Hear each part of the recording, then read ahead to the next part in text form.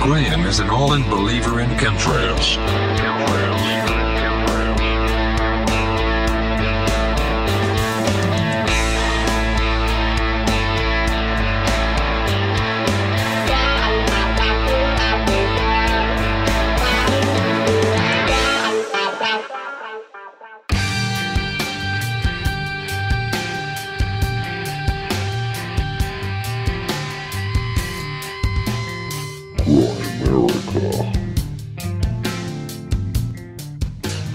How to pursue your passion, how to live up to your potential, how to face fear. And that's what the one thing I've been saying about the lack of initiation.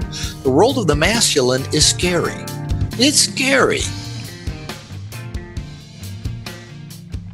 Okay, guys, welcome back to the Grimerica show. We're going to be chatting with Dr. Robert Glover a little bit later about his book, No More Mr. Nice Guy, and all sorts of fun stuff like that. Of course, friend of the show, C.S Joseph, C.S Joseph joins us for this one as well. That's a good one.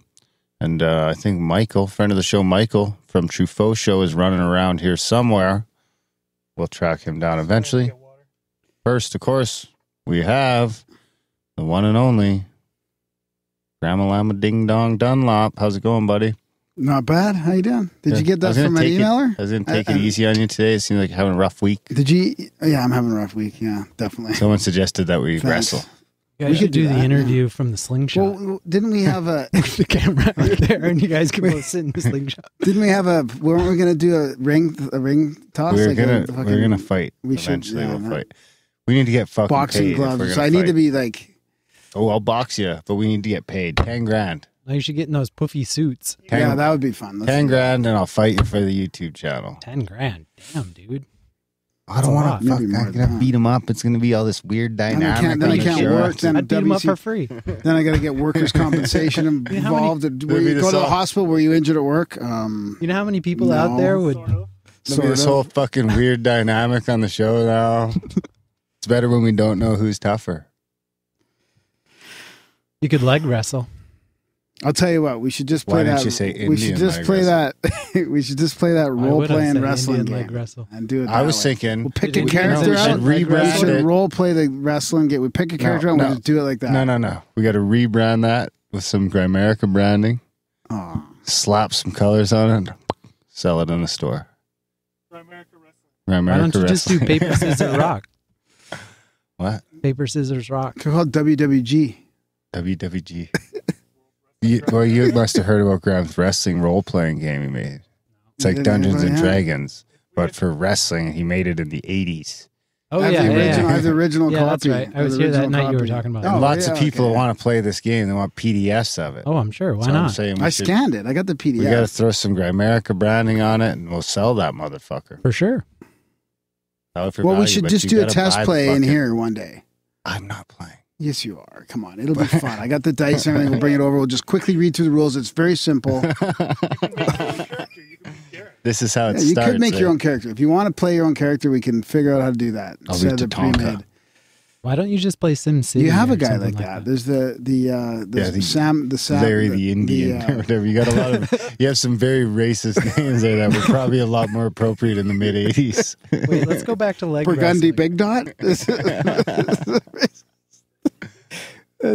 We have a Samoy guy, I think, in there, like a big. What are the big Hawaiian guys? Samoan guy, yeah.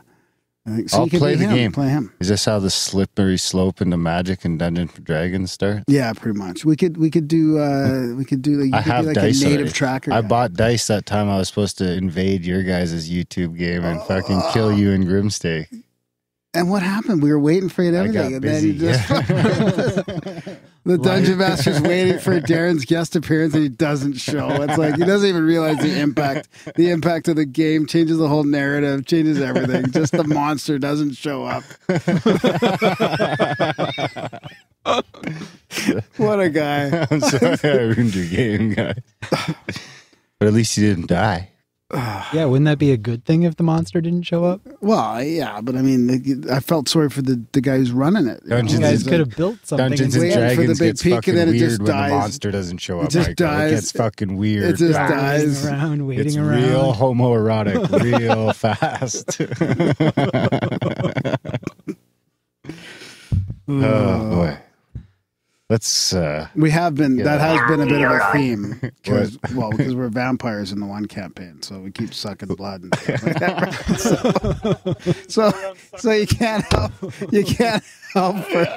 can't help for it to become a little.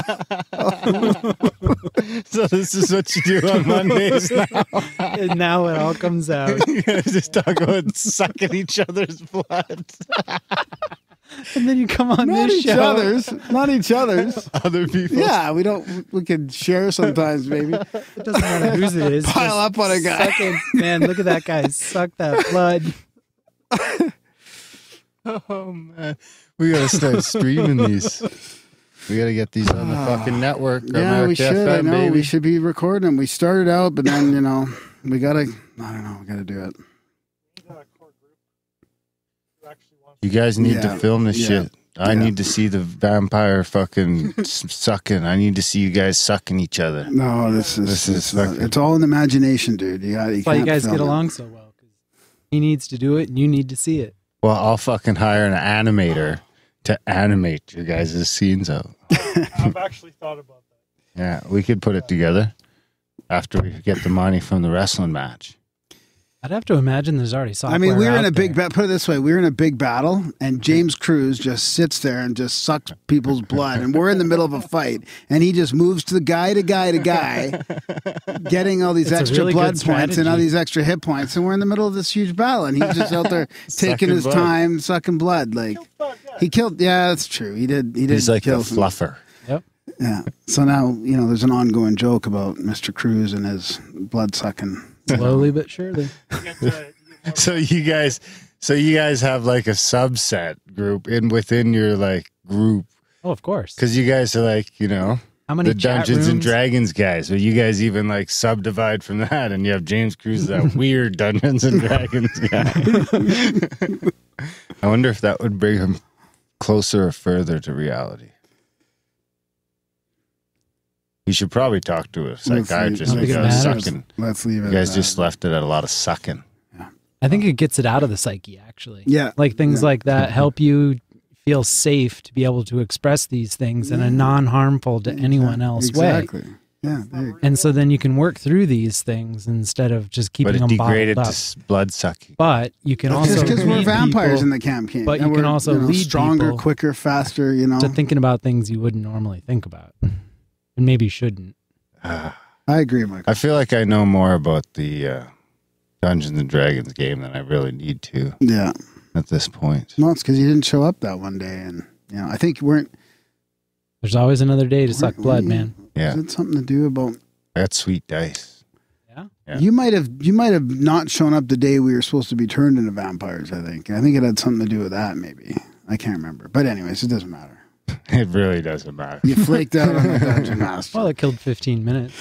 So yeah. Anyway, so back to the UFO quote of the week. You're trying to. I see that stalled and just gave me time to pull up the quote. Keep it going. I don't have the Sorry. thing on. I gotta. Darren and Graham are going deep. I almost out of quotes. It's a profound UFO. My guess is probably 10 or 15 of them, maybe. Oh really? Oh my god! There's a light at the end of Close. Words to ponder and critique. 4 years. But I don't know. There's like 47 pages of quotes. So I can't. And I spread them out all over the place. So, all right, this is a good one. I was arrested by an Air Force officer. He was saying, "Do you like the Constitution?" I'm like, "Yeah." He said, "We don't obey. We just do what we want. And if you tell anybody about us or the UFO, you will just come up missing." That was Marine Corps Corporal Jonathan Wygant. See, we could start a channel where we just repeat that quote, but in a different voice. And it could be all of our different voices. You could do a live show on GrimericaFM where you just do that shit all day, Well, I could just record a whole bunch of those and then just let them play. like randomly. you're auditioning for something. I'll do, like PSAs. I'll do a double here quickly if you want. What the fuck? Okay, Do you want one from don't David care. Bowie or in Definitely. Muhammad Ali? Muhammad Ali. If you look into the I wanted sky- a Muhammad Ali voice. If you look the problem is you get in trouble real fast. if you look into the sky in the early morning, you see them playing tag between the stars. That was Muhammad Ali witnessed UFOs on at least 2 occasions. UFOs. Yeah, UFOs. Captivating. Can't wait till the next chapter of quotes.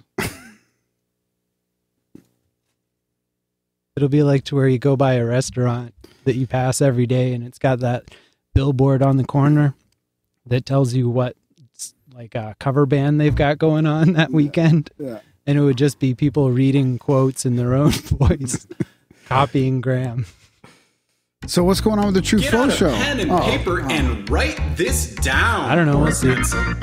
Should have been ready, man. Why You don't should you have seen what send I some was physical doing. mail to the I don't know what to Grimerica tell you. show? Okay, we'll go back onto that. We'll go back. It's okay, whatever. We'll get to the True Foe show. Nah, it's- I got the jingle board. I'm driving the bus. Calgary, Alberta, next line. Canada, next line. T2T space 5H7. That's the PO box. Why don't you send Darren some dirty socks? Okay, that's good. Why does this say Marksburg on it? Is that It's what? I don't know. Read the back of the Marksburg? postcard. It'll Marksburg. explain it to you. it'll explain it? Yeah. Hey guys, sending you well wishes and good vibes from our family holiday in Germany. The heat here is pretty relentless, and listening to EP 292 to 297 has helped put my wife to sleep at night and keep me sane. At least we're helping put people to sleep. Keep up the good work. Dave from Aussieland in Germanland. When the guy from Australia is saying it's hot, it's fucking hot. Yeah. P.S. The castle is one of 2 castles not destroyed in any part by Hitler. Wow. Why not? Die Marksburg über Braubach am Rhein. Have you checked beneath the castle at all, I wonder?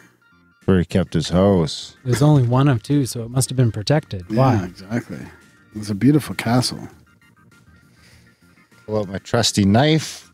We got this. You got something else in the mailbox, in the P.O. box there? The P.O. box. That is one of my favorite jingles, actually, by the way. Really, eh? Wow. I mean, yeah, Yeah, now we're talking. it's catchy. Oh. Bingo, bango. Oh, it looks like some dirty socks. Looks like we got some dirty Whoa. socks.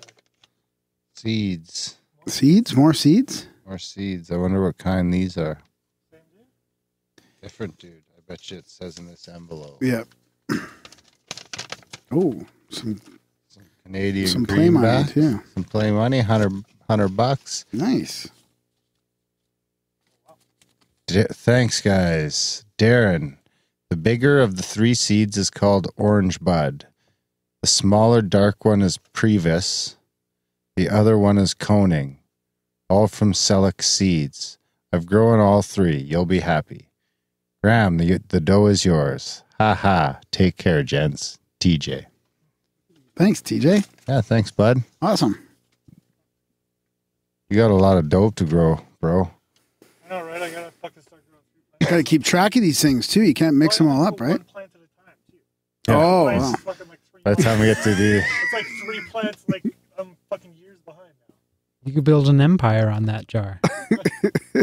Dun, dun, dun. Big thanks, TJ. We love dirty socks. Yeah, we love Booyah. getting stuff in the P.O. box. It's fun. Fuck yeah. Thanks. What else you got? Well, I got a couple emails, but I want to talk to Michael about the Truthonius. Truffaut. Truffaut's back. Yeah, I think I'm going to spend a little more time on it. Nice. Don't call it a comeback. Well, you know that record in May and go away? Except none of my May ones worked out, so. Yeah, but that was okay. Got moved. I think I have a whole new reason for doing it, so. Oh, do you? Yeah. Oh, your location? Yeah, somewhat. Yeah. Oh, yeah. Mm-hmm. It's definitely a pretty crazy place. So when can we look forward to the relaunch? I think I'm going to try and put one out tomorrow. Ooh, look at that. But I don't have another one recorded yet, so I have a few more lined up though. Are you going to come And here I to might record possibly them, or- have I'll probably do it when I'm here, yep. Yeah. And then I have a gentleman, a friend that I know who's into permaculture. So he's really interested in coming on and doing a number of episodes. So we should see how that goes. I invited him to be co-host maybe for a few shows. That would be kind of fun if, if he and I click, then have him on. That's I cool. could rent you Graham too, if you need. Or could you just borrow? Are you, He's a half decent interview. You moved out of Calgary and now are you coming, so you're coming back, how often are you back in the city? Right now it's every other week until the snow flies, basically.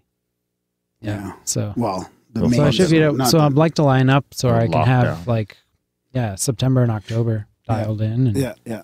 But election season's coming up, so it shouldn't be that hard. And I really just have to focus on it is all. I've just been moving, and this summer has just been crazy.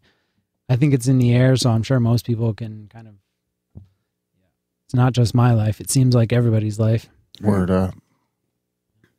So yeah, Right on, get buddy. it Well, going good luck again. with that. Plus summertime's a good time to just be outside, but I don't know, maybe next year if this thing's serious enough, I'll keep it going all the time, but right now it's like when I have time, so.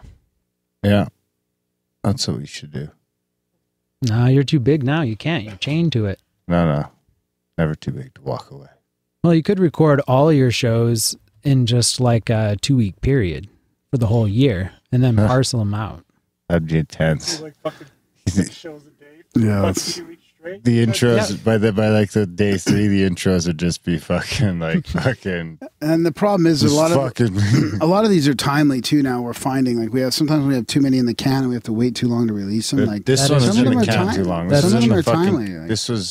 This one sat on the shelf for over a month. Yeah, but this one wasn't timely. But some of the other ones that we talked about, YouTube censorship and stuff like that, Just don't I feel release like we that. need to get those released quicker because you're talking about current events, right?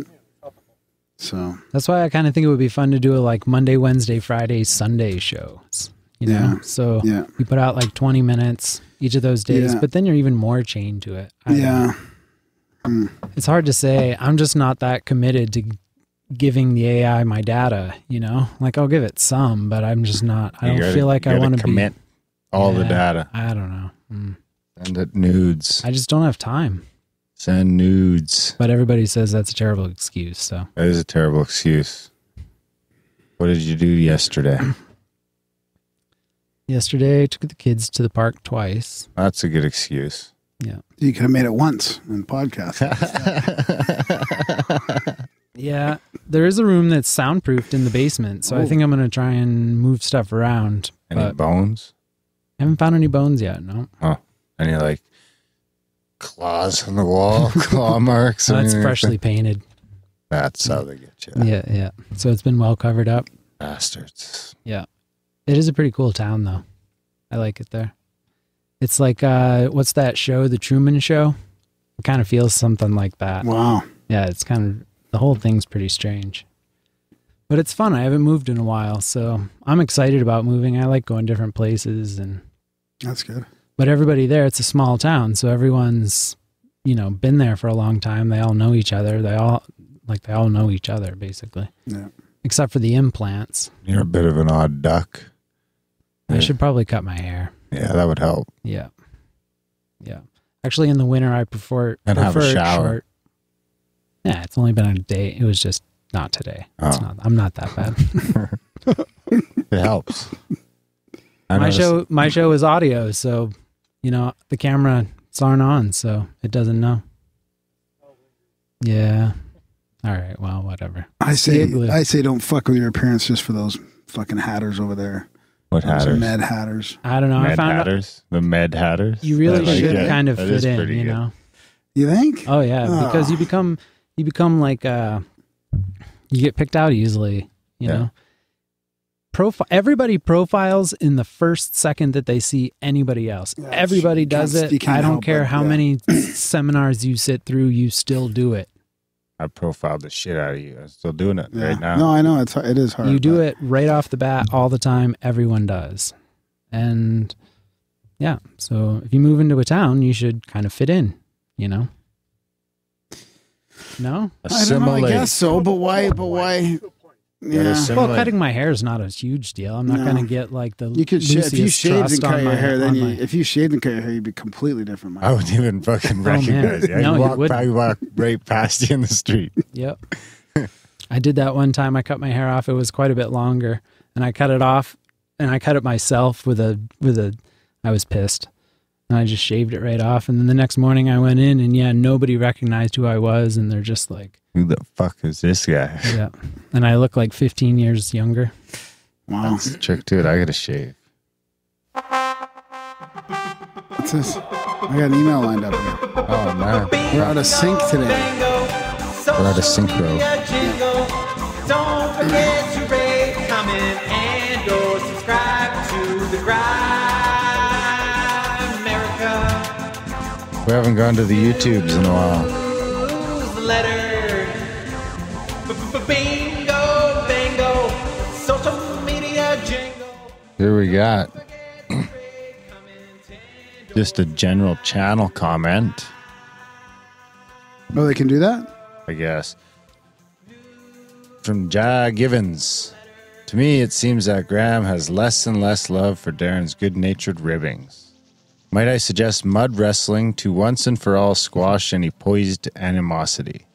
Maybe a snap or nap BJJ match. Everyone wants to see what Graham's calves can do. I'm down. I'll throw down. Not the mud wrestling. Let's just start with the fucking role-playing game. And then The mud wrestling. Have you ever seen real mud wrestling? That looks hardcore. It's not as easy as it looks. Stalin reportedly said that in order to get people to participate in evil, you must first convince them that they are doing good. David Icke calls it the totalitarian tiptoe. Mm-hmm. Wow. From What is the Universe on episode 303, Brown and Marsh, just released yesterday. I'm really looking forward to talking to you guys. That was Bruno Mars? No. Oh. What is the Universe? Didn't you say something about Bruno Mars? My podcast subscription list of shows behind paywalls is now in excess of a Netflix subscription. I realize it's a wonderful model, but it renders news I want to hear for balance beyond me. Dark journalists, Veritas are but two. I wonder, for the sake of unity and industry domination, you could pose an alliance with THC, Crow, and varying others. You may need them to take a minor income cut short term, but long term, wow, clean up.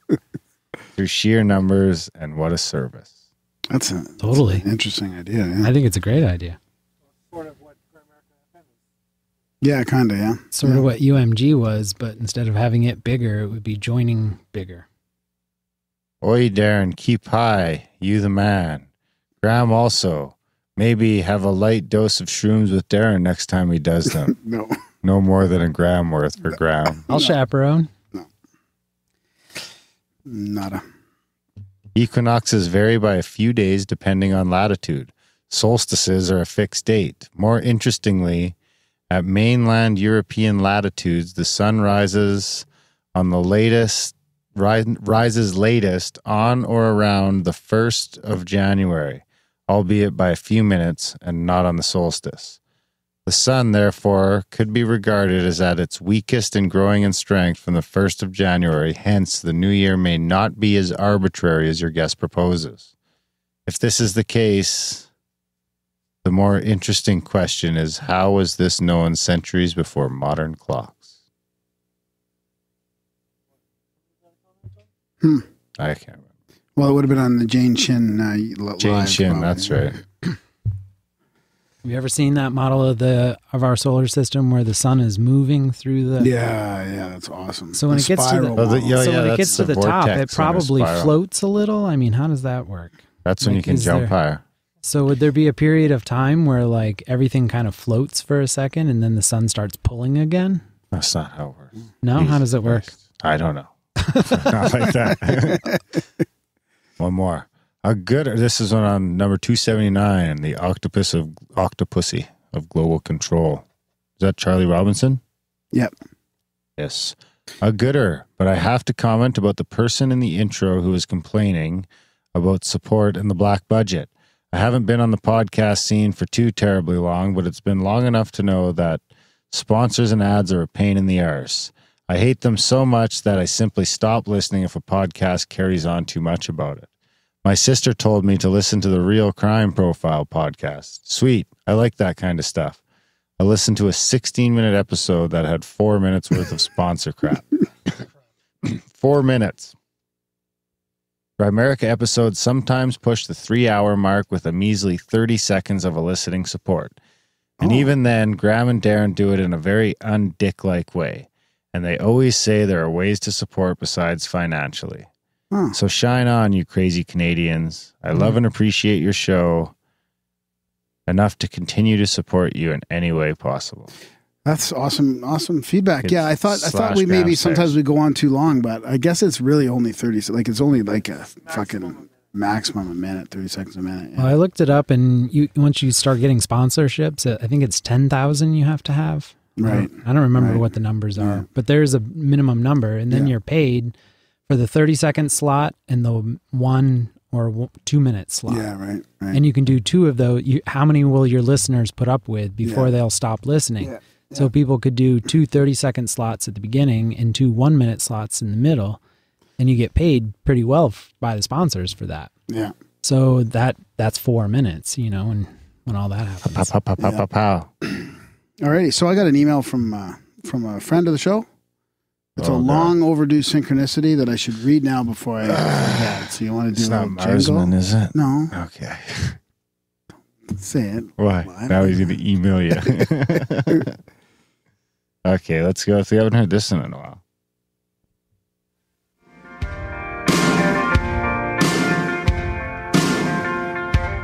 I want a good score for my synchronicity. If Graham reads it out, then Darren might give it to me. Hey, don't you please rate it low, yeah. I saw a girl with a Guns N' Roses Appetite for Destruction shirt on my way here. Does that count as a synchronicity?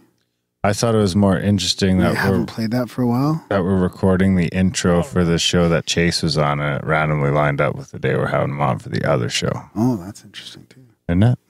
Yeah. So what up? Spit it. What up, Graham and Darren? Been meaning to write you guys forever, but we talk in the chats, and it's really hard to focus on just one area of what I want to articulate because you guys have been on fire lately, and every episode gets the gears grinding in my mind. Anyway, all that's beside the point. I shared the synchro in the chats and wanted a rating from Darren. It was so mind-blowing. I can't remember another one that was so intense. Having said that, they've been getting deeper and deeper for me since I came on the black budget and really intensified my studies of the esoteric and occult. What? Who's this? D suggested I email for the rating, so here I am. Who's this? And I lost the original email and I had to go back and ask him. Who's it? You'll remember as we go along here. I could get even deeper with what I'm going to say, but it would take so much time, and honestly, it's just too much. It's hard enough to believe it in the first place, but I got pictures. It started at the pizza shop for lunch. You like pictures? I do like pictures. I picked up a newspaper. Especially colorful ones. I don't even think I've read before. So he picked up a newspaper he's never read. Let alone the fact that I haven't picked up a hard newspaper in years, literally. Especially when I have the option. But a paper, what does it say? Between a paper and a U.S. weekly. So between. So he had the option between a paper and a U.S. weekly. What day? What do you mean? What day of the week? Yeah, like last Thursday or something. No, this was ages ago. I went and grabbed the National Post out at front of work and read the cover of it. Oh, did you? I was thinking this is the first time I read a newspaper in a long fucking time. Yeah. Did it feel good? No. It sucks.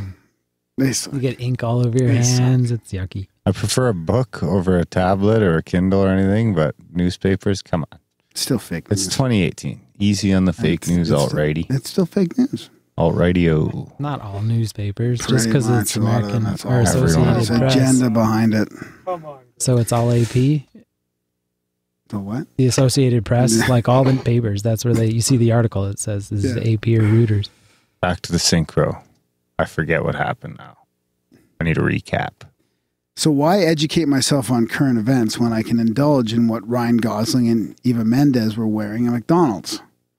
They're normal people just like us. Anyway, back to it. The article on the front page was about hashtag Me Too anti-sexual assault march in my town, Fort Collins, Colorado. I'm enclosing the online version of the picture that went with it. I got about halfway through it, finished my lunch, and left in a hurry to meet a client. The next day I was at my dentist office waiting to sign in some papers for a payment plan, and the same article sat on top of all the trashy mags that I would typically choose over the paper. I figured, hey, might as well finish it. As you can see from the enclosed pic, the focus of it is the stocky guy with the orange means no sign. The orange no means no sign. Right? See that guy? So that's the picture on the article. There was also a small blurb about this guy and how rare it is to see men at the forefront of protests about sexual assault on college campuses. I finished reading. I was going to say some smart ass there, but I think I'll just keep my mouth shut. I finished reading the article and got what I had to get from the dentist, proceeding to get in my car and drive straight to Chick-fil-A for a lunch. Chick-fil-A. I walk in about 15 minutes after I finish the article, mind you, and the guy from the newspaper article I had just finished reading was standing right in front of the same entrance in the same outfit from the article talking about in March in Denver on the phone. Oh, he's paid to be there. Sure enough, they called out the same first name for his food, Chris, that was reported in the paper. I would have gotten a video or a pic with him, but he was having an intense phone conversation and I was totally flabbergasted and almost in shock. I was absolutely blown away, needless to say. Here are the pics. The second one is a live photo. If I held down on an iPhone, he turns around. The second one is a live photo, and if held down on an iPhone, he turns around and you can clearly see his face. Keep up the good work, guys. I hope you enjoyed Sir High Noon and its little audio chemistry alchemy contribution to help with support. It was a blast to make, so he made a jingle with Sir High Noon. So, and anyways, there's the picture of the guy in the story. Love you guys like brothers. Salvatore Antithesis. So, Yeah, it's Sal. oh, Sal. What's going on, Sal? So 8. 8. That's it, eh? That's it. He was pretty blown away. It's pretty high. See, 8 is pretty high. For me, it's the fact that it's the weird stuff that it's hard to express, right? When you pick up a paper that you haven't picked up for years, like you all of a sudden decide to pick up a paper and read something, and then you see the guy. Like, why would he pick up the paper and read it? He's seen the guy out of the corner of his eye. What? It Grab wasn't the even until the paper. next day. Paper guy. I don't know. Yeah, it's weird, eh? So only an 8, eh? 8.2. Yeah. Things usually come in threes, though, don't they? So Oh, back down to 8. there should be a third thing coming up now that's even bigger. Yeah, maybe. Well, it was kind of like the paper that was on the big pile of junk mail. That could be considered the second part of the synchro. There you have it. Well, we better get out of here. Get you guys into the chat with Robert Glover. Good chat. You guys should enjoy it. Oh, wait. Support the show first. Grimerica.ca/support. Get access to the black budget. We do really need you guys to support the show before Graham makes some crazy decisions. Yeah. The other thing is we do have a Goodreads account now that Ali set up for us. So I'll put a link in the show notes. It's got like a picture. It's got all the books I think in our bookcase and a lot of the ones from our guests and stuff like that. So people go check that out as well. That's pretty cool. And the chats, you can comment on future shows, past shows, synchronicities, guest suggestions. All that can also be done not only by email but in the chats as well. In the Discord? Absolutely. Yeah. Live shows every Wednesday. New website's coming. And the Grimerica FM. Do you want to talk about that? Grimerica FM streaming. The OBDM guys are on there. Cruising with Steak. All that shit. We should get a schedule up somewhere, I guess. Well, there's a link in the show notes for that's right. Just listen all day. And just so what is that? That's like an internet radio station that's just looping some of our back episodes, and then every day there's some live, or not every day, but there's some live right shows. Now, yeah. OBDM goes live Thursdays. Cruising with Steak Tuesdays. Yeah. John Brisson said he wanted to get something going eventually. Yeah, so we'll hook up a lot of. We'll load it up eventually. We'll load that whole motherfucker up with live shows. You can only do that with support. Grimerica.ca/support. Help us pay the bills. We don't have to put up paywalls or anything crazy like that. As you just said, John Brisson, his picture showed up. What? It just fucking showed up on my screen. Because your computer's listening to me. John Brisson's picture showed up on your screen. Yeah, on the chat. You know the chat? Like his at here chat. Well, he just chatted. Right when he said his name. Wow. Is he listening? Maybe he's listening. Could be. Either way, there'd be a delay. Support the show. Damn, we figured that one out. Grimerica.ca/support. Enjoy the chat. With Robert Glover. Yeah, it was a great one. It was a good one. Yeah, fantastic. Yes.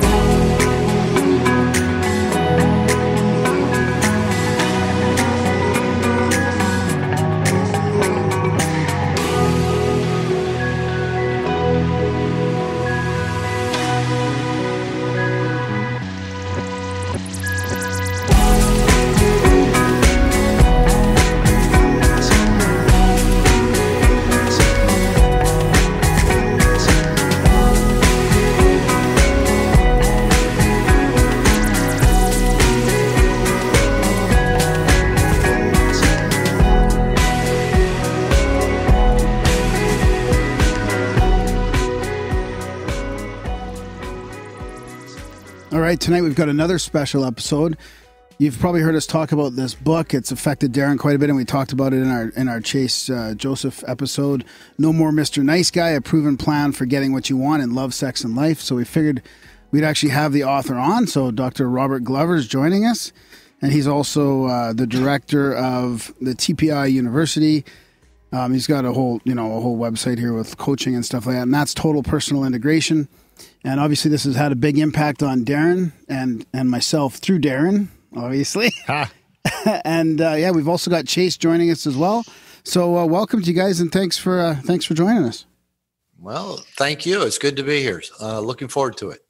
Likewise for myself. I appreciate the opportunity and you gentlemen thinking of me as well. Oh, of course, man. We love to get people together like this. And like I mentioned, Dr. Glover, your books had a big impact on Chase and Darren, obviously. So where do you want to start with this, Darren? I mean, this is your. Well, I kind of probably wouldn't have read the book if it wasn't for Chase. Chase threw it at me when I was talking to Chase, and probably I don't think it would be an exaggeration to say that I probably wouldn't still be married if I hadn't read the book at the time that I did.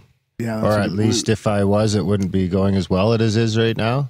So it kind of came into my life at a really good time, and it was one of those books that at this point in my life, like I said, we had Scott Adams on last week, and his book was probably the second, but this book has probably been the most profound book in my experience anyway that I've read. So I think the best thing to do, because there's probably a whole ton of our audience that might not know what we're talking about here, is to maybe just have Dr. Glover give us a quick rundown of what exactly a nice guy is and how he came upon it. All right. And from here on out, you can call me Robert. Right. Sounds good. Perfectly comfortable with that. As Chase said, we were just kind of chatting, getting to know each other. He said he's a recovering nice guy, so am I, and that's how I came upon this. Probably started this journey about 30 years ago. Basically, the woman who I was married to at the time said, "You need to go get some therapy or I'm going to leave you." And I thought, well, I didn't want her to leave, at least at that time. And I thought, but I'm a nice guy. I do everything right. I try to make her happy. I try to please her. I put up with all of her crap, but she's unhappy all the time.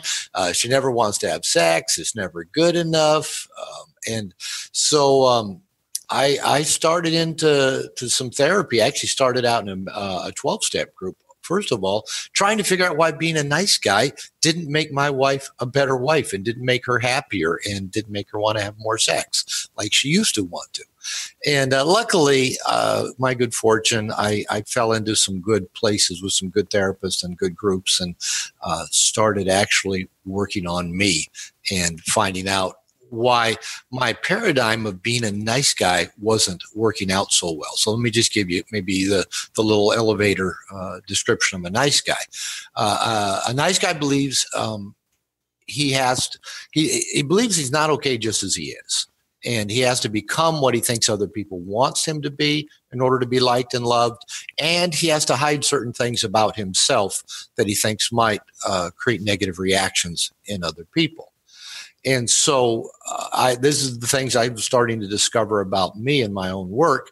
And at the time I was working as a marriage and family therapist, and I started noticing a lot of the guys coming in couples therapy with their wives or their girlfriends were saying the exact same things that I'd been saying in my marriage. That I'm a nice guy. I'm one of the nicest people you'll ever want to meet. I'm better than her ex. I'm raising her kids. I treat her well. But it's never enough. She's never happy. It's never good enough. When's it going to be my turn? She never wants to have sex anymore. And I started thinking, man, I'm not the only person with this roadmap, with this paradigm that thinks if I just do it all right and just treat everybody really well, then everything in my life will go well. I'll be loved. I'll be liked. I'll get my needs met. And so I started a No More Mr. Nice Guy men's group with some of these guys. And I said, okay, let's get together every other week. I'll write some stuff that I'm discovering about how we get to be nice guys, why it doesn't work, maybe how to live more effectively, and started giving these guys chapters or lessons every other week. And they kept saying, well, you need to write a book. You need to go on Oprah. And so I kept writing, and eventually it did turn into a book. It's been out 15 years now. Never got on Oprah. But as we were talking a little bit before we got started, the book keeps spreading mainly by word of mouth, like the way you guys heard about it. One person tells another person about it. And so I'm still a recovering nice guy. I'm still working on me. I still see this stuff popping up all the time. And it's kind of, now I can see it quicker, respond to it quicker, and I got better tools to work on it. But it's kind of interesting. It never does seem quite to go completely away. Well, we've been called the Canadian Oprah, so in some ways. The Canadian Oprah, eh? All right, I'm in the right place. Yeah, I definitely can resonate with that. It never really goes away. You just sort of, and I'm just sort of new into my recovery, but you do just sort of notice it quicker. You can react a little better. Shuts off some triggers. How come you're a dick to me then if you're a nice guy, Darren? I don't understand how this. Are you just nice to the wife and the women, and in the studio That's part of the gimmick. That's part of the gimmick? Yeah, I can never stop being a dick to you, or we're going to go out of business. Well, and that's part of the whole nice guy thing. I begin the book really addressing the paradox that nice guys really aren't particularly nice. If you think about it, trying to become what you think other people want you to be and trying to hide certain things about yourself, you're not particularly honest. You're not real. People don't know who you really are, what you really think, what you really want, what you really feel, what you've really been up to, what you're really going to do. And then there's a lot of other not so nice side effects of being a nice guy as well. So that's kind of sometimes the big stick upside the head is while we think, I'm such a nice guy, why doesn't everybody like me and love me and treat me well? And the truth is, number one, that doesn't put any money in the bank. It doesn't buy you credits. And the other side of that is often we're not all that nice in spite of how nice we think we are. Yeah, this kind of leads into what I was thinking. My next question would be it's kind of a misnomer that you're a recovering nice guy because you're still obviously nice. you're just more authentic, right? And you're more genuine, and people can see that. I'm assuming. Well, I hope I'm a decent human being. I would like to think that. I'm generous. Caring. I can also be critical and negative and judgmental. I can watch those things come up.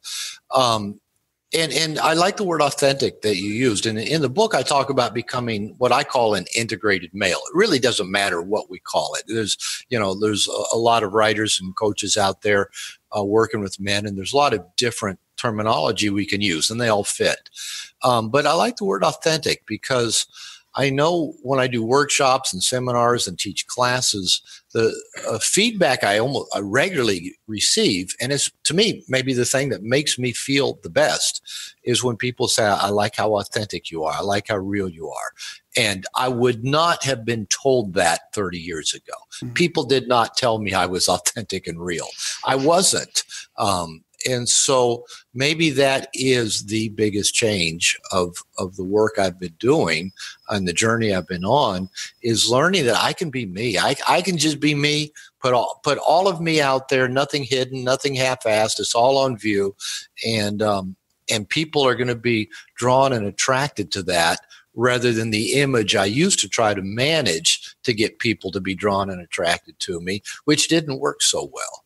So maybe that's as simple as anything. What maybe recovery from nice guy syndrome is just becoming you, becoming authentic, becoming real. It's funny because you would think with all the internet and what really seems like the disappearance of privacy that something like this would start to get smaller, but I would probably argue it's going up at pretty quick rates with Facebook and everything else. Everything seems to be getting faker and faker and less authentic. Well, and maybe that's why people are looking for something real. I know my book came out, like I said, about 15 years ago. Sales keep going up every year. The royalty checks keep getting bigger every year. That's awesome. So it's spreading, and I've even come to the realization it might even be part of the foundation of kind of a spreading worldwide men's movement of men who I think, no matter how they come across my book or other materials like it, I really think we men are looking for a tribe. We're looking for connection with other men, direction, focus, discipline, structure. Community is so core to how we men evolved, and it doesn't matter if men come to this through the pickup community, through going through a divorce and finding a men's support group, or through finding a personal trainer, through a coach. It doesn't really matter what in our life triggers it. We go looking, and then the good news is there's so much good stuff out there now. When I started looking 30 years ago, there was, Robert Bly and Iron John, Michael Meade. You would go out in the woods and beat a drum and say ho. And that's really about all there was for men looking for tribe or community.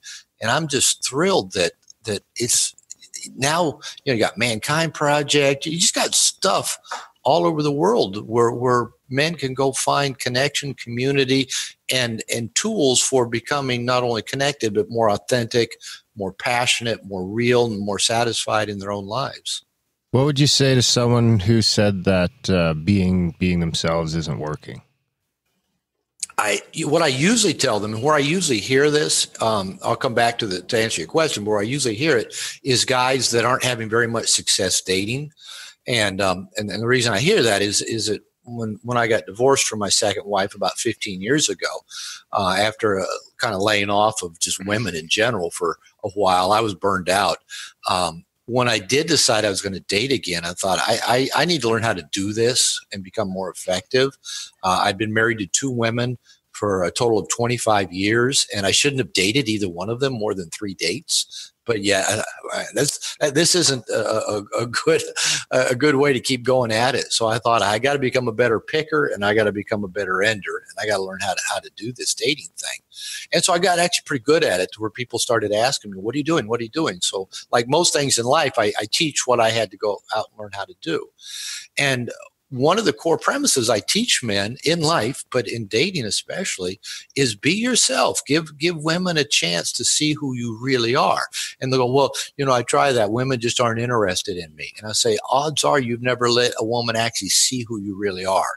You're so concerned about getting her to like you, getting her approval, not doing anything that might fuck things up to where she's not going to want to get naked with you, that you hold everything back. And I teach men, be you. Flirt, act on impulse. Don't hold anything back. Don't pre-censor yourself. Don't pre-reject yourself. And the truth is, a lot of guys out there, as you say, really aren't their real selves. They're this managed self. They're this projected self. They're this self that they think they have to be to get approval. And there's no authenticity there. There's no congruence there. And people just are not naturally energetically drawn to people who aren't being themselves. I even say in the book, people are attracted to other people's rough edges. We're not attracted to Teflon smooth people trying to get everything right. And not everybody's going to be drawn. I mean, there's four men sitting here, different parts of the world talking, and some people are going to like parts of what each one of us say and who we are, and other people are going, I don't get it. Waste of time. But that's okay. So, learning to be who you are really opens the door for a lot of interesting stuff to come your way. Nice. You want to go next, Chase? Yeah, sure. So my journey with this entire thing, actually, I got married when I was 19 years old. I was married for 11 years, and I mostly stayed in that marriage because I was a nice guy. I had to deal with dogma, which is living with the results of other people's thinking. And I had a very large religious, Judeo-Christian religious background as a result, to the point where my family would enforce religious rituals and traditions upon me in order to, enforce the social norms of the family. And I was conditioned, basically, and allowed myself to be conditioned in such a way where I was seeking the approval of the women in my family, and then also my church. It started really early at Sunday school, for example. And then that actually extended outwards into me going to school in general. And it was just an absolute nightmare. And then on top of that, I was almost 300 pounds when I was 15 years old as well, going into high school, which was also rough at the same time. And I started getting healthier, losing the weight and whatnot. And I ended up in college, and I met a girl, and I married her straight up. And it became an interesting situation because I had a lot of addictions in the process. I was addicted to World of Warcraft. I played that for like 6 years straight. And I couldn't keep a job to save my life. I would lose jobs over and over and over again. I had no sense of personal responsibility whatsoever. And it was all about her needs. It was never actually about my needs. And I prioritized her needs more than anything. And it came to a point where I was so self-sacrificing that there was nothing there except like this walking scaffolding of a human being, or like us. You know what I mean? Yeah, I know. It was pretty bad. It wasn't until I was 27 I had this epiphany, and it's the story of me becoming a man, basically. And I was in Vegas, and I walked into a building, a man-child, and I walked out of the building a man, basically. And it was the most profound experience I ever had in my life, because I came to the conclusion that I was so absolutely, unmistakably miserable that I was finally willing to burn down every aspect of my life and not care about the consequences anymore, because anything was better than what I was dealing with, right? And of course, you have these conclusions in strip clubs in Vegas, apparently. So that's just kind of where that came from. And then I immediately went home to my wife, told her about my great time I had at a strip club to her face, and told her, quote, if you have to make a decision. Here's your choices. One, you allow me to see other people, or you divorce me right now. I said, like, just drew the line. This is like the first boundary I actually enforced in my life, to be honest. You're talking to someone who was beaten all the time in school by various bullies and whatnot. Never really enforced a boundary before, but this was actually the first time I actually did it.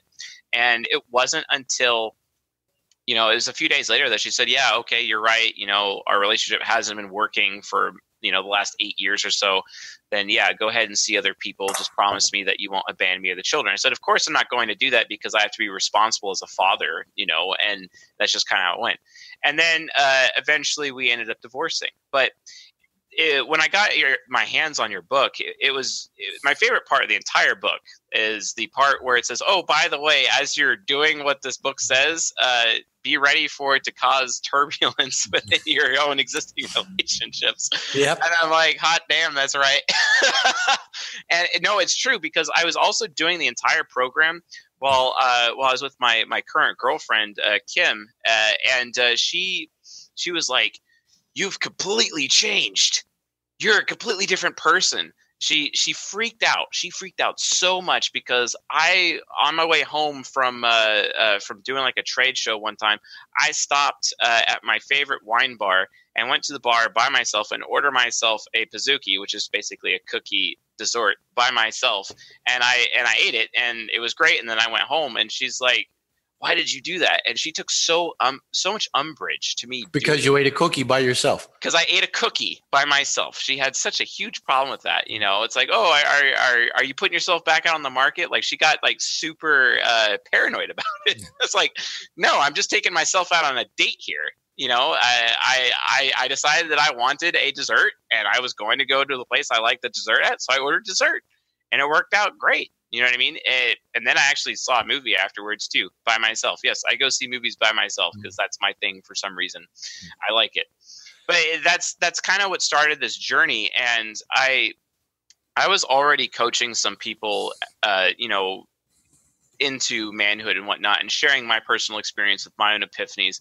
But it really wasn't until because I read your book like 4 times at least, and then listened to the audio version another 3 times when I would go hiking. Like, I almost memorized it to a point. And I realized that it was the missing piece, or the crux of the whole argument that needed to be maintained, because it wasn't just good enough for people to understand, my journey to get to where they needed to go, because it's my journey. It's not theirs. Right. They needed a framework for them to work with. So when I come to the people that I've been coaching, that's basically what I've done. And the first things first, if they're a man, I slap this book right in their face. And it's like, you need to read this now.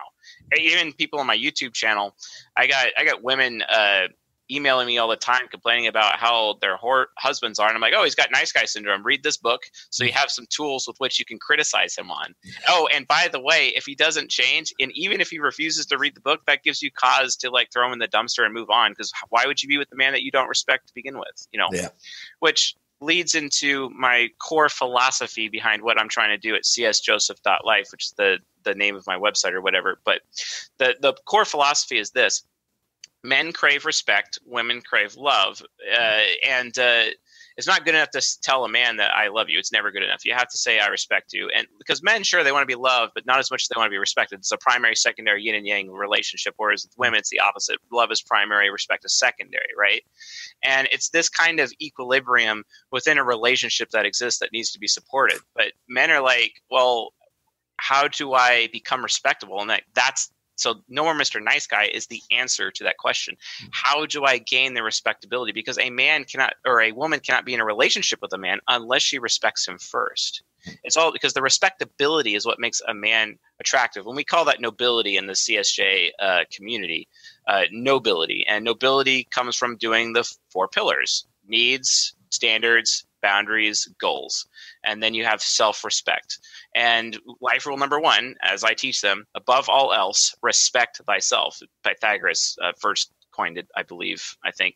But the point is, they've taken this philosophy and then they've extended it out further to understand the dynamics of relationships, love and respect, and that balance, as well as beauty versus nobility between, women and men.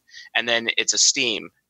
Esteem basically fuels the nobility. And I basically tell men, your number one job in life is to esteem yourself and never stop. You can't stagnate. You have to consistently fuel the nobility with constant esteeming yourself, constant growth, constant moving in that direction. Because like if a river dries up, everything's going to die, right? So you got to keep moving. So that's kind of what I've been encouraging my community to do, is to make sure that they stay moving, that they stay in personal growth, especially with the men. And the women, however, especially since we live in this feminist society, they really don't like it when there's some white guy on the internet telling them that they need to be beautiful. You know what I mean? Mm-hmm. Which is quite frankly, why men are interested in women to begin with, in the same way that women are interested in men to get their nobility or to get that respectability that the men have, but the women do not have necessarily, because it's a secondary trait. It's not a primary trait, right? So that's kind of the like in total, where it goes from. But how does one know what the source of beauty is? Because if esteem is the source of nobility, what's the source of beauty? And the answer is humility. And quite frankly, very few women, especially in feminist society, want to hear that. They hear that they have to humble themselves, because it's not good enough to just have a fine ass and a nice rack. Yes, that is very important, but that's only half the equation. You have to have that plus have the humility to go with it. Because you give me a Victoria's Secret model, she could have everything ever want on a physical basis, but if she's arrogant, I'm going to throw her in the dumpster, right? Get out of my house, get out of my life. I can't stand someone being so disrespectful, because it's better to be on the corner of one's roof to be in the home with a disrespectful, woman, basically, in that regard. And empowering men to understand these things, they've been able to esteem themselves, gain nobility for themselves, and they are able to do. And I also teach the philosophy of Robert Moore and Douglas Gillette, king, warrior, magician, lover, as part of nobility. And and king is basically you have your own place, your own car, your own job, right? And you're developing your own purpose to understand your deepest gift. That's also DoBeDoBeDo's way of the superior man approach.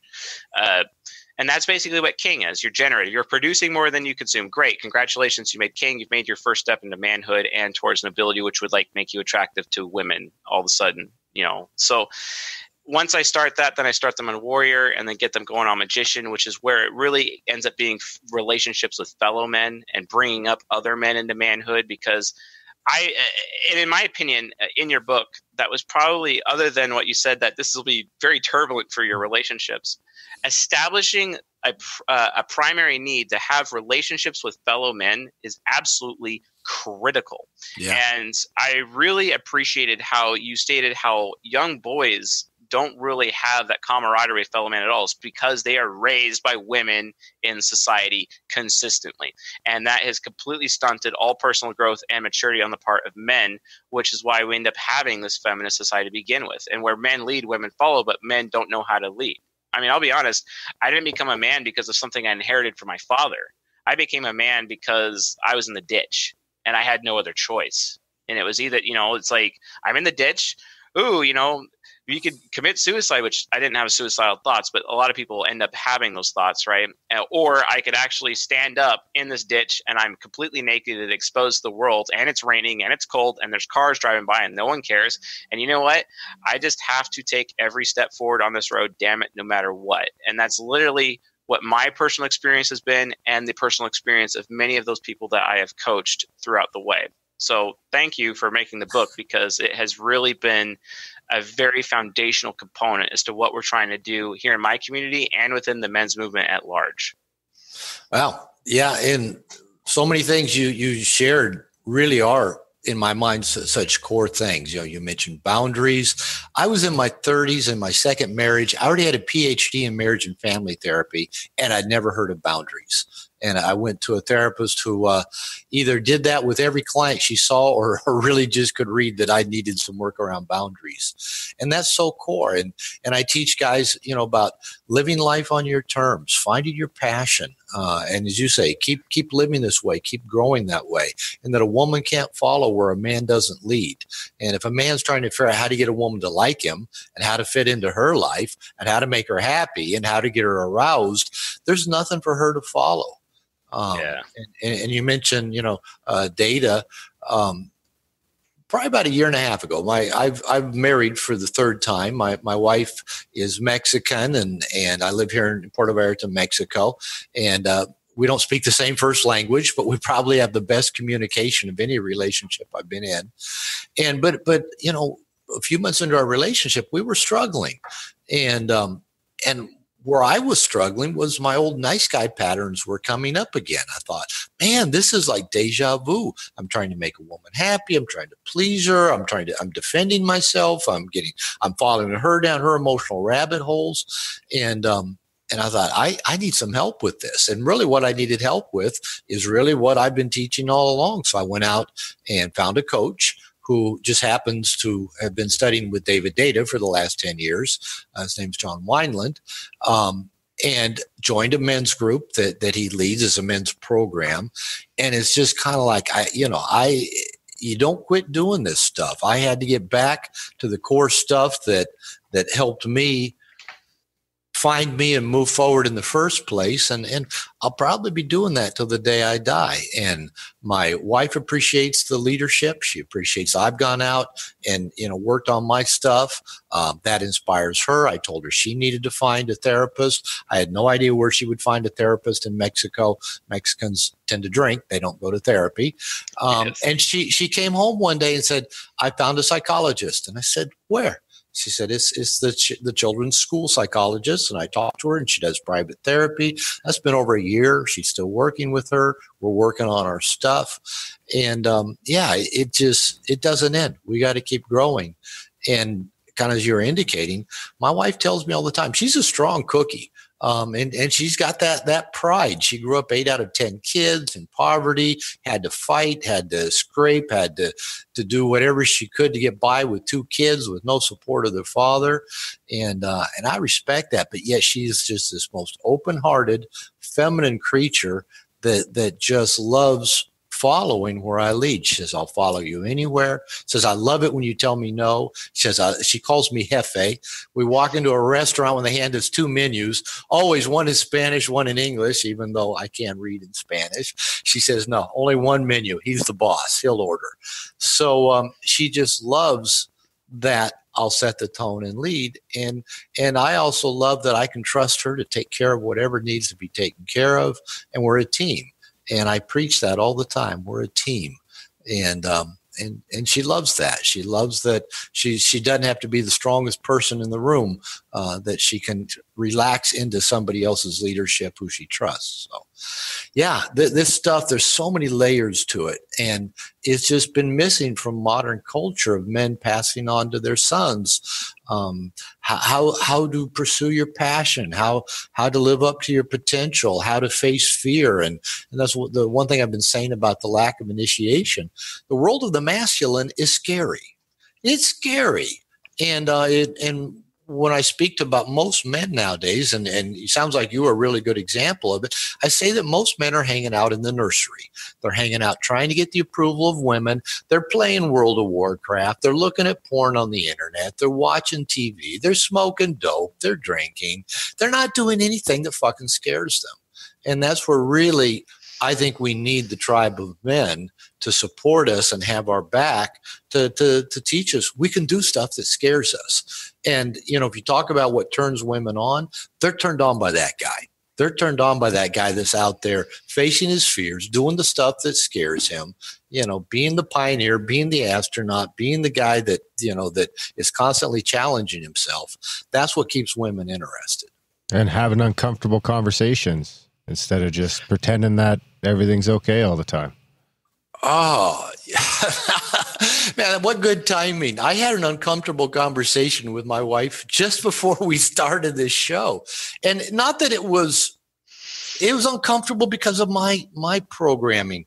I mentioned this men's program that I'm in, and an assignment that we're working on, my coach calls it feminine reconciliation. And basically where we guys have to go back and pick the most significant women in our life. And we've got to write down where we failed to lead, where we failed to bring all of our love, where we failed to accept their gifts, where we failed, and how the effect that had on the women in our life. And I've been kind of pushing back against it because kind of as the nice guy in me, wait a minute, I gave, they didn't respond. And so last few days I've been talking with my wife about this project that we're doing. And it's been really great because it's brought up how she's been wounded by women in her life. And I'm talking about how I've been wounded in my life, but where I need to take accountability and learn from that so I can grow in my leadership. And as I've started this process, I've noticed in the last couple of days, I've been kind of going into a little bit of an emotional funk. And that's really, really uncommon for me these days. And I'm thinking, I think I'm digging into some old pains and wounds, even going back to Chase, the stuff you're talking about. I grew up in a fundamental Christian church. I have 2 degrees in religion. I was a minister in fundamental church for 8 years. My mother trained me to be different from my Pastor's father. Oh, there you go.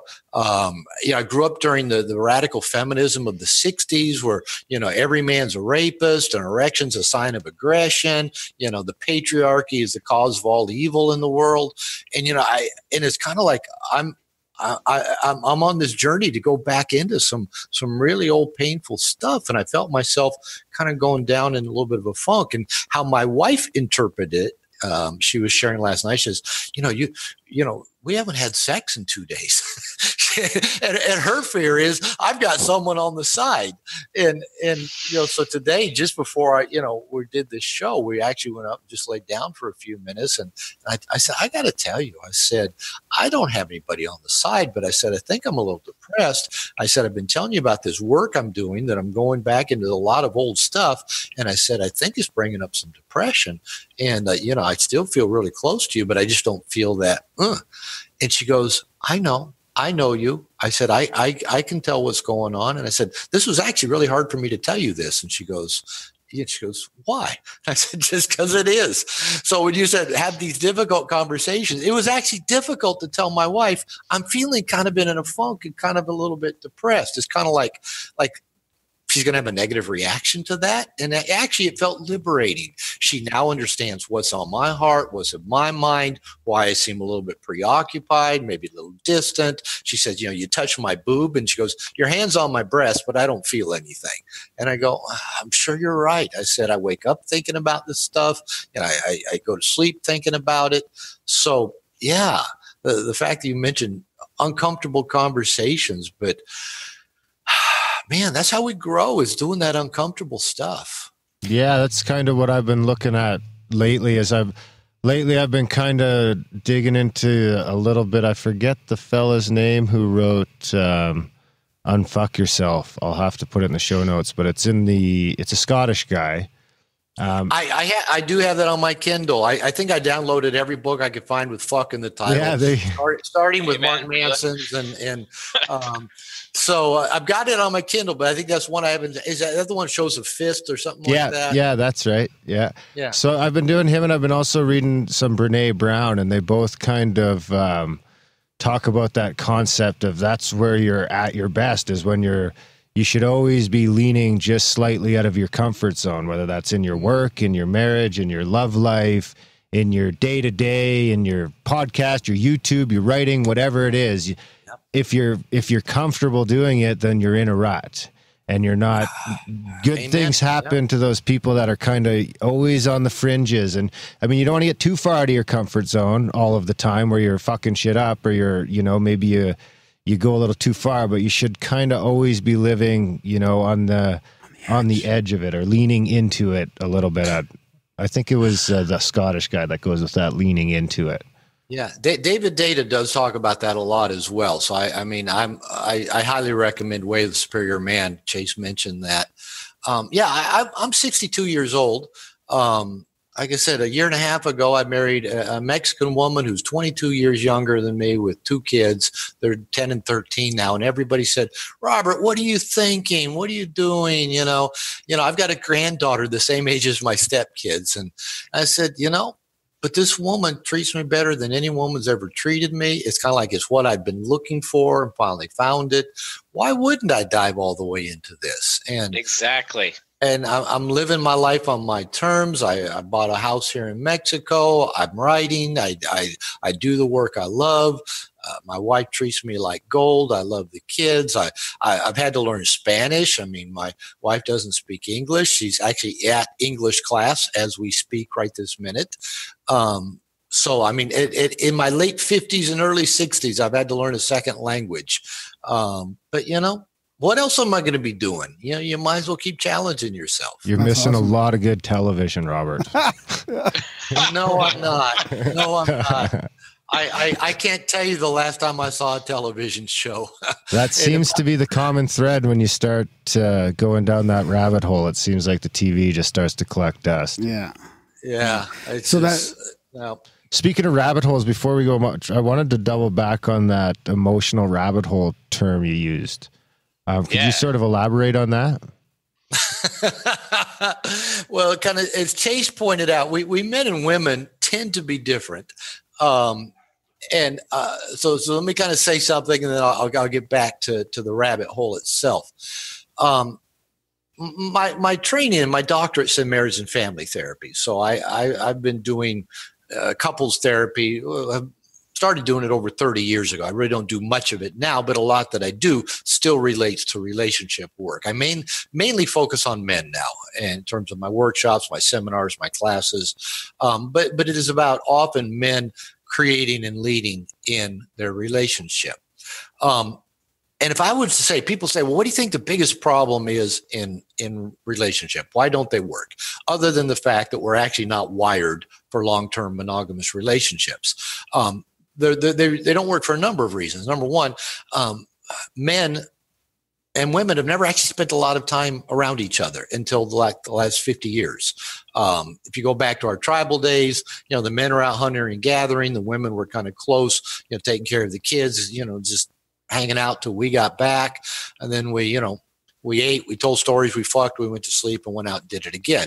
Even 100 years ago, you know, if we were a boy 100, 150 years ago, we got up, went out, helped dad, our uncles, our cousins with the farm, and men were just not around women all that much, and vice versa.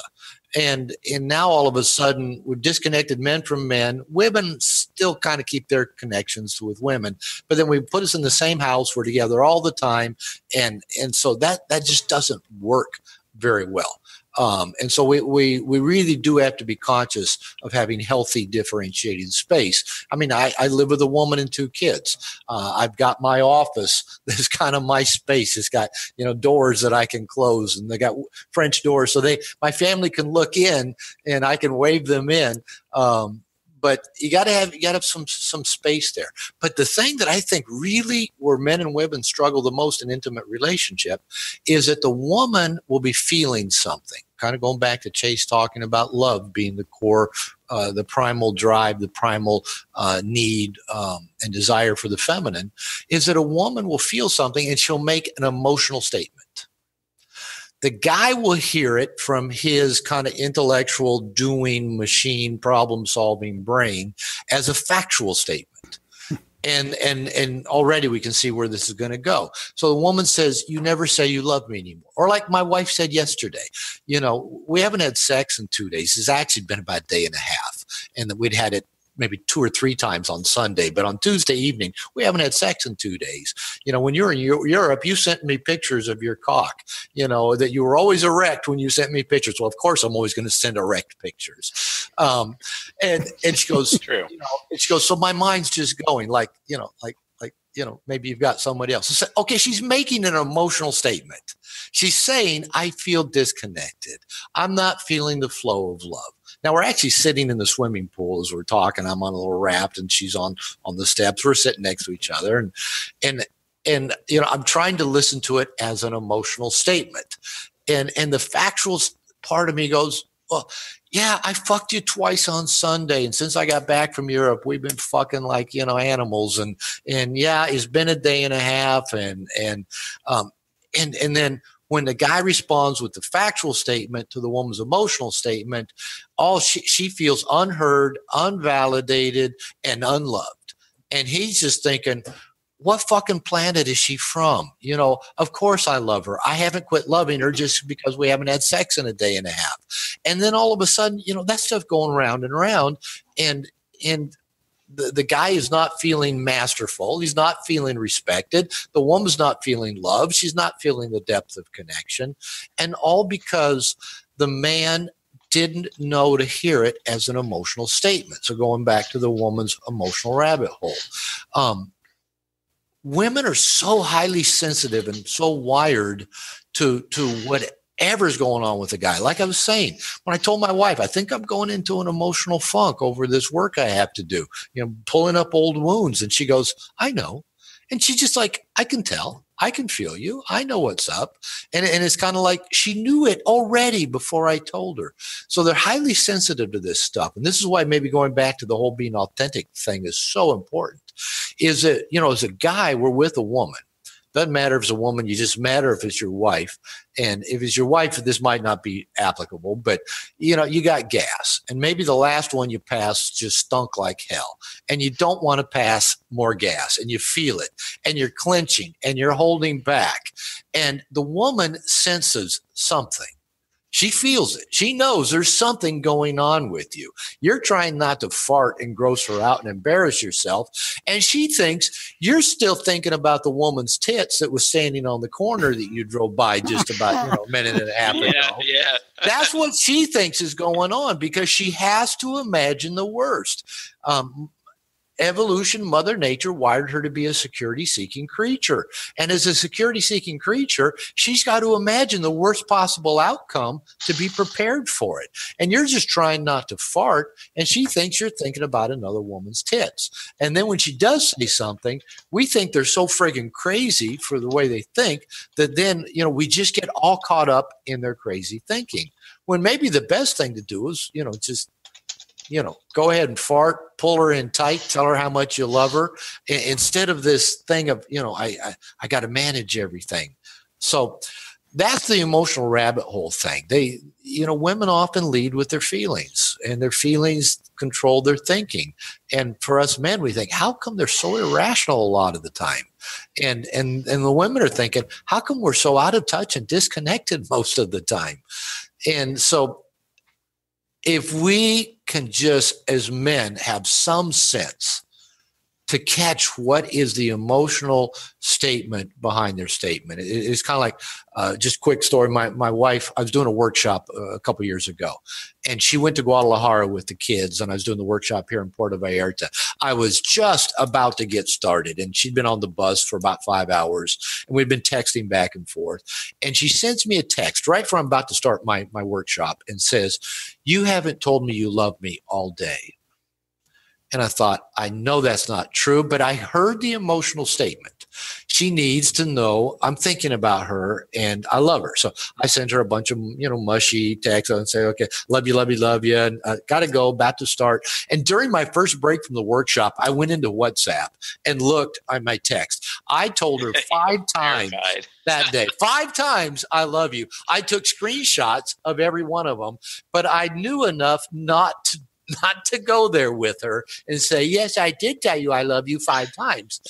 But Sunday night, she gets back and we're lying in bed talking. And she says, I owe you an apology. She said, I know on Friday I said you haven't said you love me, at all. She said, well, I was on the bus tonight. I looked back and yeah, you did tell me you loved me on Friday. I said, I know, 5 times. I got the screenshots. Here, let me rub it in here a little bit. Yeah. But it was playful. We laughed about it. So yeah, that's the emotional rabbit hole. I could have argued with her. I've said I've loved you 5 times and, blah, blah, blah. Or I can just send her a bunch of loving messages that give her that connection that she's really desiring. Those are great examples. That's kind of what reminds me of the Way of the Superior Man book. So I haven't read your book yet, Robert, but I stumbled into this like about 10 and a half years ago, out of 12 step, like new in 12 step recovery. And somebody handed me The Way of the Superior Man. Uh-huh. And that sort of changed, like it obviously helped in my recovery, being authentic and honest. And it really does, and through working over it, over the last 10 years or so, like it does come with this freedom and this lightness of, and I don't know if it comes from the honesty part, like, but after lying to yourself for years and being in a couple rocky relationships where, I was the Mr. Nice Guy too. But I mean, I don't think I don't think I'm there yet, but definitely reading Dita's work helped me get to a point where being honest and authentic really just frees up so much of your mind and of your soul, really. Just you don't have to worry about all this other crap. I mean, it really has. And I think that we've sort of practiced this in the last 5 years, Darren. Like now we're coming to like a pinnacle of a little bit of the self-help work, but this podcast has been our journey into that as well. Like we haven't been other people, and we haven't been censored, and we haven't censored ourselves, or we've tried not to. I mean, we make fun of each other and stuff like that, but this podcast has also been a journey into that authenticity, I think. Yeah, I hear you. I'm nodding with you. I'll give the example from my own marriage again. My wife, every man she's ever been with has cheated on her and lied to her. Every man she's ever known has been a serial cheater. That's no exaggeration. And she knows that I have cheated in a previous relationship. And it's really the thing that when I said my second wife said, you got to get into therapy. That's what got it going. And I started working on that. And every time my wife has some fear that I might be cheating on her, because that's her baggage, man, I just want to tell her, I do not want to go down that personal rabbit hole of secrets and hiding stuff and managing the truth and not getting caught. Man, that is so much fucking work.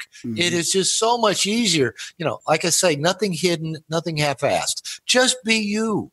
Just everything's out in the open. I tell her, you could be a little bird flying above my head everywhere I go. And I said, there is nothing about how I live my life that I would be embarrassed for you to be watching at any given time. Exactly. And that's so fucking liberating to just everything's out there. You fuck up, you make mistakes. You think, if I had to do over, I'd do it different this way. But you're still living with integrity, authenticity, and everything's just out there in the open. It's so much easier. Yeah. And then now I'm in a relationship where we are very honest with each other, and we can talk about, she can talk about her friends that are guys, and I can talk about friends that are women, and it's all open and honest. And the more I support her, the more she supports me, and it's a relationship that I've never thought was even possible, really. So it's and that comes back from this. It does come back to that work, like the DoBeDoBeDo work that I did probably years ago. I really do think it stems from that. Yeah. I love you guys are mutually gifting each other. That's how I like to describe that kind of relationship. I refer to my wife and I have this competition to see who can outlove the other one. And that just feels so fucking good to know somebody just wants to just keep giving and you just want to keep giving back. Yeah. It's better than the alternative. Yeah, definitely better than the alternative. I mean, an example from my own relationship currently, especially after I finished the nice guy program all the way through and did all the steps and whatnot, she had expressed concerns, that I would be cheating on her and whatnot as well. And I basically explained to her, I'm sorry, but I don't really cheat. What I do is I would actually get in your face and tell you to get out of my life. And then I would immediately go and be with somebody else. That's kind of my approach to it. It's not about like, I'm going to do something in secret and manage all the lies. It's just so much more easier for me to be honest to you to your face and tell you to get out of my life. And of course, she was really hurt by me saying that too at the same time. And like, am I not good enough that you would just straight up replace me? Like that. And I said, it's not about that. It's about, like, by then, a pattern of behavior, like 4 different issues or something that were just not unresolvable. I have to move on in that situation.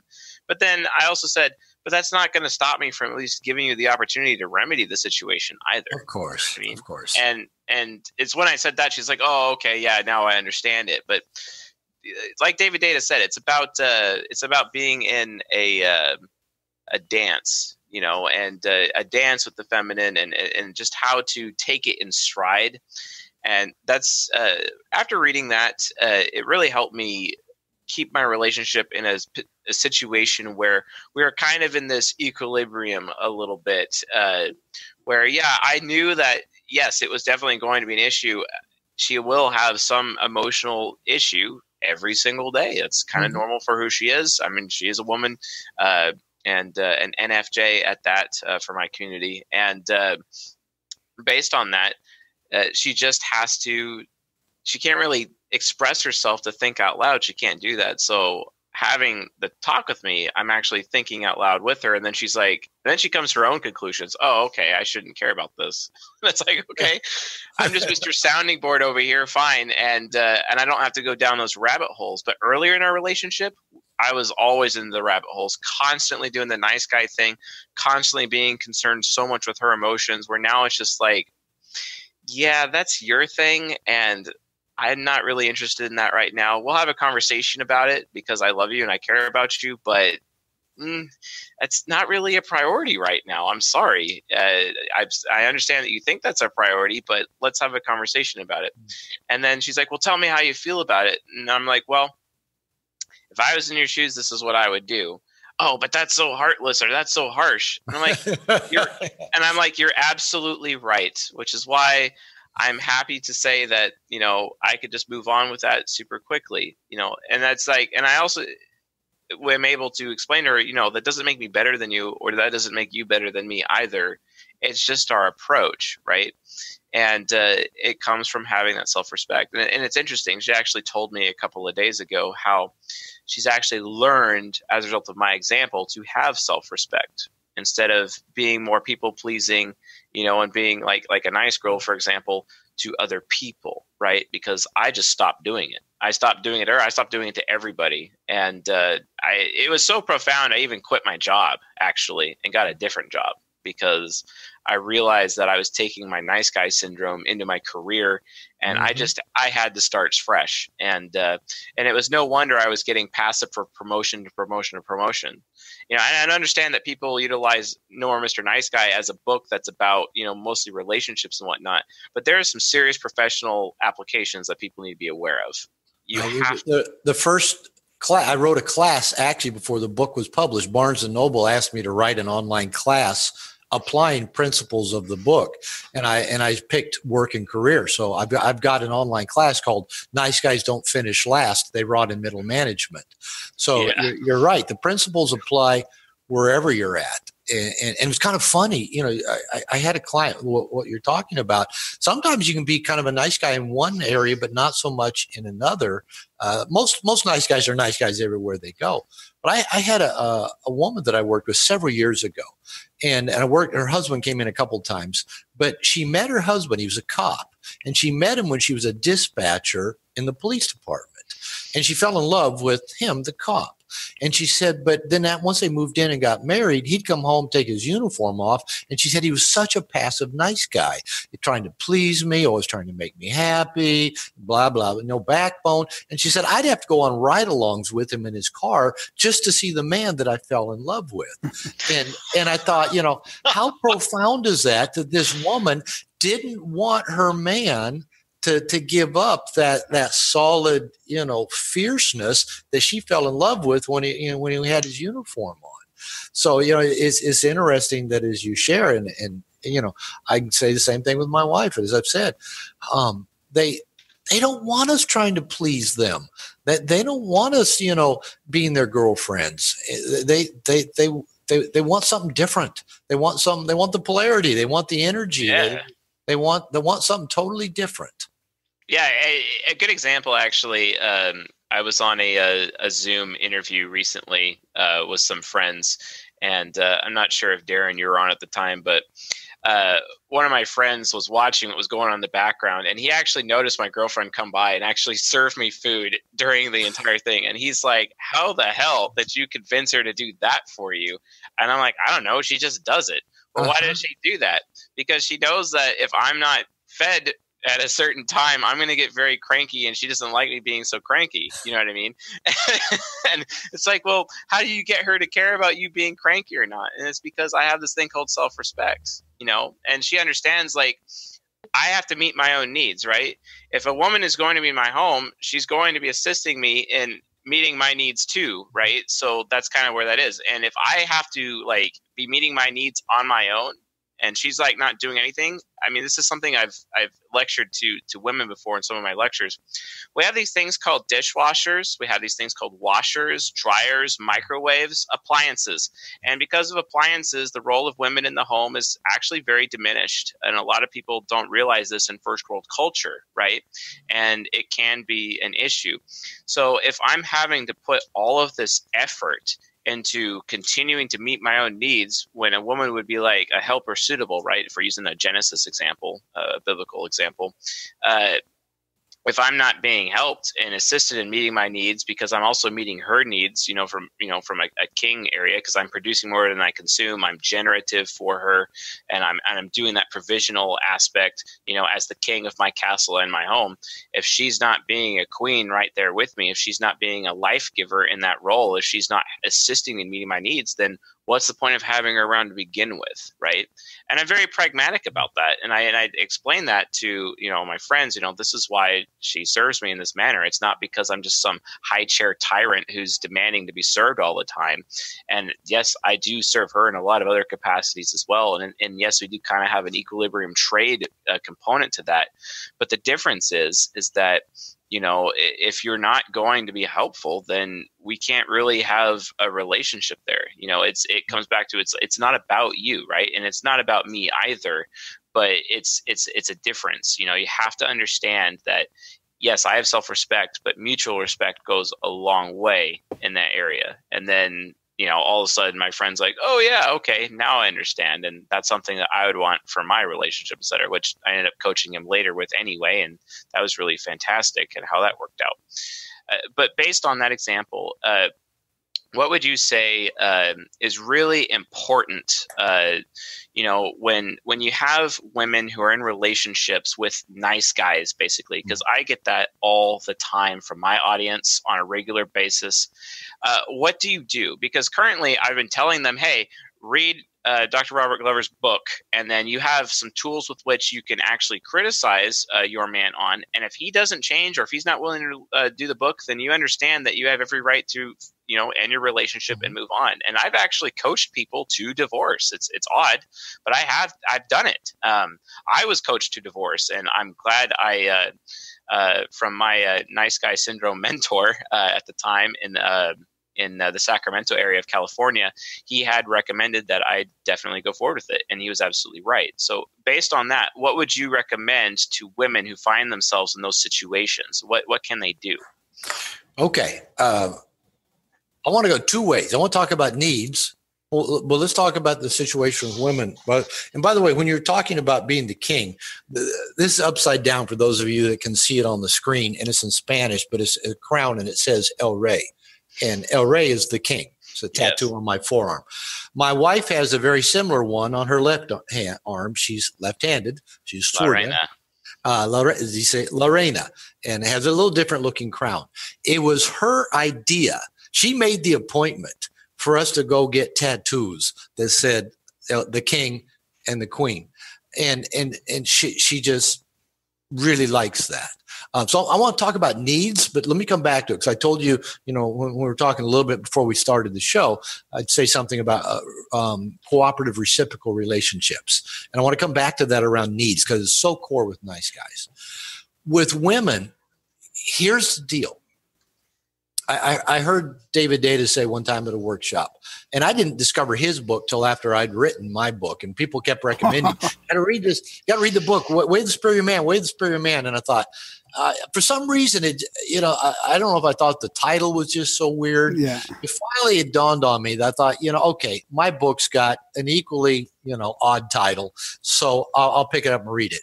And this was maybe about 2 years after my divorce, so about 13 years ago, and my book had been out a couple of years. And I remember reading this, and I was dating a woman at the time. I was in a relationship, and I'm reading this book, and I'm thinking, this is my new Bible. This book is got such a good bookend to No More Mr. Nice Guy. And I started telling the woman I was dating about it, waving at my stepdaughter that just had to come in and look through the glass window of my office.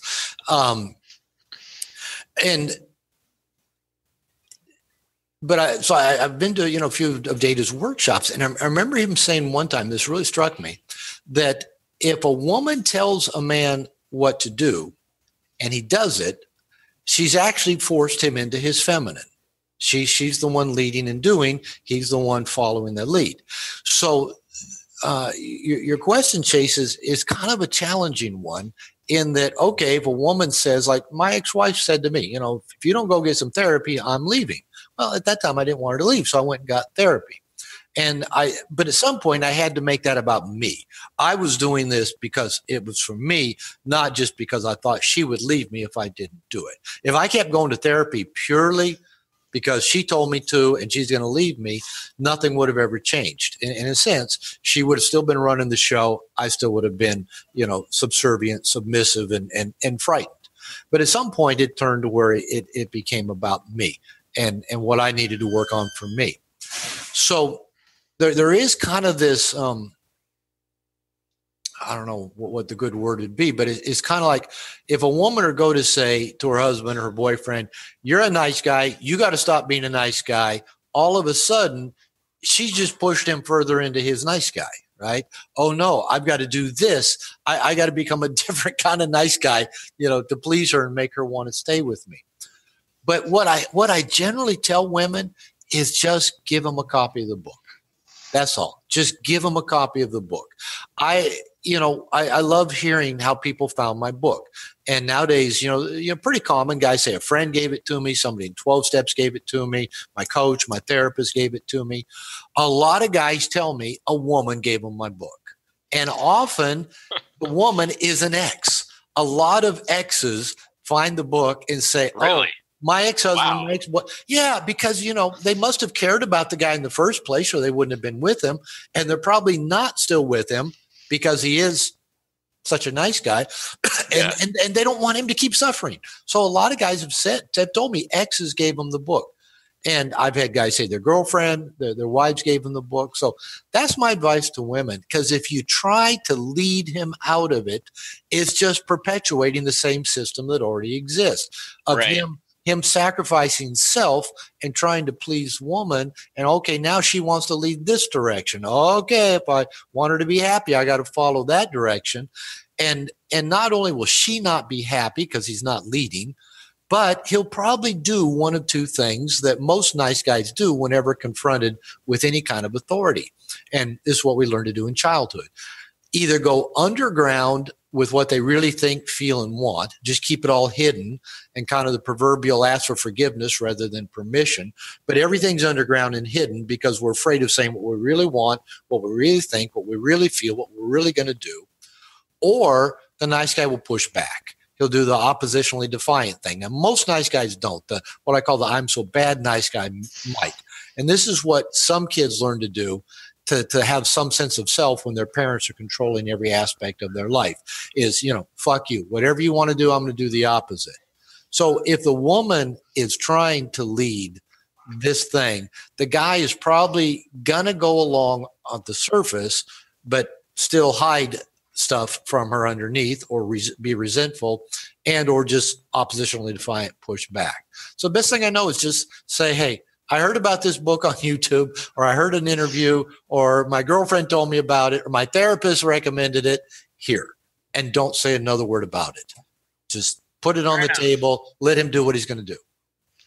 Fair enough. I will definitely make that adjustment in my recommendations moving forward, because I could definitely see the value of that. I never considered pushing them in their feminine side, actually. That's actually a really good point. So I will make the changes necessary for that. So that's a great addition. And believe me, I don't know if this is the right answer, but it's the best one I've got right now. Yeah.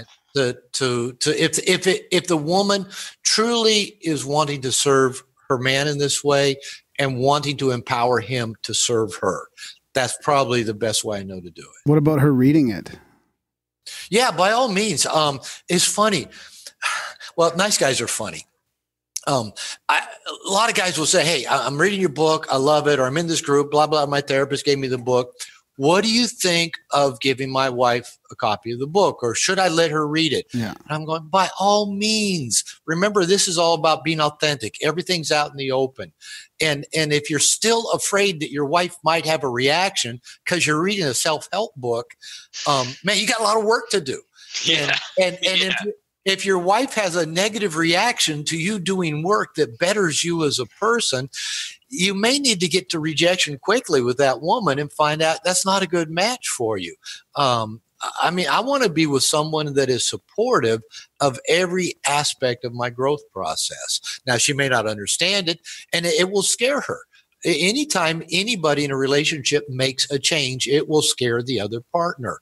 It's the unknown. We don't know what's coming next.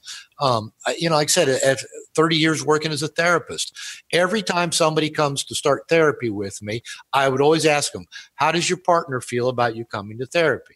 Well, they've been encouraging it, but actually today when I came, they told me they were kind of scared. Yeah, it's the unknown. So I tell guys, yes, by all means. And if you really want to, guys say, I've been through the book 2 or 3 times and it's filled with all my yellow highlighters. Give that version to your wife. Let her see what you're reading and what's striking your attention, and let her know you. That's that authenticity again. Let her know who you really are. Can you were going to cycle back to the needs too? The needs. Let's do that. Chase was saying just before we started the 4 pillars that he teaches in his program, and said he based it on No More Mr. Nice Guy, and man, just all of them sounded good. He talked about needs and said, "Oh, maybe someday I'll tell you about." I always mix up how I say it. Sometimes I say cooperative reciprocal relationship. Sometimes I say reciprocal cooperative relationship. But I think cooperative reciprocal relationship sounds best. It's got the best flow to it. When I talk with nice guys about getting their needs met, typically they get this deer in the headlight look. Nice guys got a big issue around needs. Most of us grew up believing we're bad for having needs. Everybody else's needs are more important than ours. One of our core covert contracts, and we'll probably need to talk about the 3 covert contracts of nice guy syndrome sometime while we're yakking here. But one of the covert contracts is if I meet your needs without you having to ask, then you will meet my needs without me having to ask. But and as you can just, it doesn't take a rocket science to see that that's not a very good plan for getting your needs. You scratch met. my back, I'll scratch yours. But I'm not going to tell you that's the plan. I'm just going to try to read your mind, do what I think you want, and then you'll read my mind and do what I think I want. Not a very good plan. It's not very effective.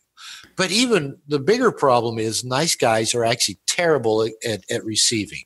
Again, it makes us feel uncomfortable. It makes us feel guilty. It makes us feel anxious, like we're doing something wrong, that we're going to owe somebody something, that they're going to get mad at us. And I've had to deal with all of those pieces around getting my needs met. And so when I talk with nice guys and say, okay, you need to make your number one priority. You need to make filling your bucket the number one priority in your life. And I remember the first interview I ever did on television was with Bill O'Reilly. I didn't even know who Bill O'Reilly was. This is, 16, 17 years ago. And I brought that up, and he just took me to task with it. And I handled my own, pretty well around the subject, so well that Barnes & Noble gave me a book contract after that interview. So, But that is so core. My definition of an adult is somebody who takes full responsibility for getting their needs met. This is the differentiated, integrated adult. Now, as children, we couldn't. We were dependent on everybody else to figure out what our needs are and meet them. And to me, that's the difference between being a child and an adult. We now take full responsibility for them. Now, the thing is, we can't do that in isolation. We can't do it all by ourselves. We need other resources. I've mentioned a little bit, our tribal days. We tend to think that we humans relate to it. We've always related to each other in the way we do, always lived in a world that we live in. No. For 1.5 million years, we were tribal. We were nomadic. Maybe for about 10,000 years, we've been agrarian and owned stuff but so what's wired into us is the tribe met all of our needs. We worked together as a cooperative, reciprocal unit for everybody to get their needs met. It meant if you were the hunter, the gatherer, or the person having the baby, or the person keeping the fire burning. everybody work together. So in order to get our needs met, we have to take responsibility for creating what I call cooperative reciprocal relationships. And what I often have people do is real simple. Get a piece of paper out, draw yourself as a stick figure in the middle of that piece of paper, and then draw out a bunch of two-ended arrows going out from you, two tipped arrows, arrow that way, but the same arrow comes back to you. And then draw a bunch of little circles at the end of each of these arrows. These are your cooperative reciprocal relationships. These are where you and another person or organization both are getting some need met by having a connection together. Right now, we have a cooperative reciprocal relationship. All of us are getting some need met by being here together in this space and time. If it wasn't meeting some need for everybody here, this would not serve a purpose. At least one of us would say, I'm out of here. It doesn't serve me in any way. I'm not getting anything out of it. And as adults, we have to take responsibility for consciously creating these. Now, these can be our friends. They can be a life coach. They can be a personal trainer. It can be our dentist. It can be our doctor. It can be our accountant. It can be a lawyer. It can be a church group. It can be a men's group. It can be our partner. But all of these relationships, they have to be reciprocal and cooperative. There has to be a flow where everybody involved is getting something of value out of it. Like with my clients, they pay me money so I can pay my bills, and I give them whatever wisdom or resources I can to help them have a better life. And as long as that's working great, we're all happy, and we can consciously decide how long to continue in that relationship. If it were to quit working, we would need to talk about it, either adjust it or say, it's not working. Let's end it. And life, that's how life works. We will have many, many, many cooperative reciprocal relationships in our lifetime. And hopefully these keep evolving.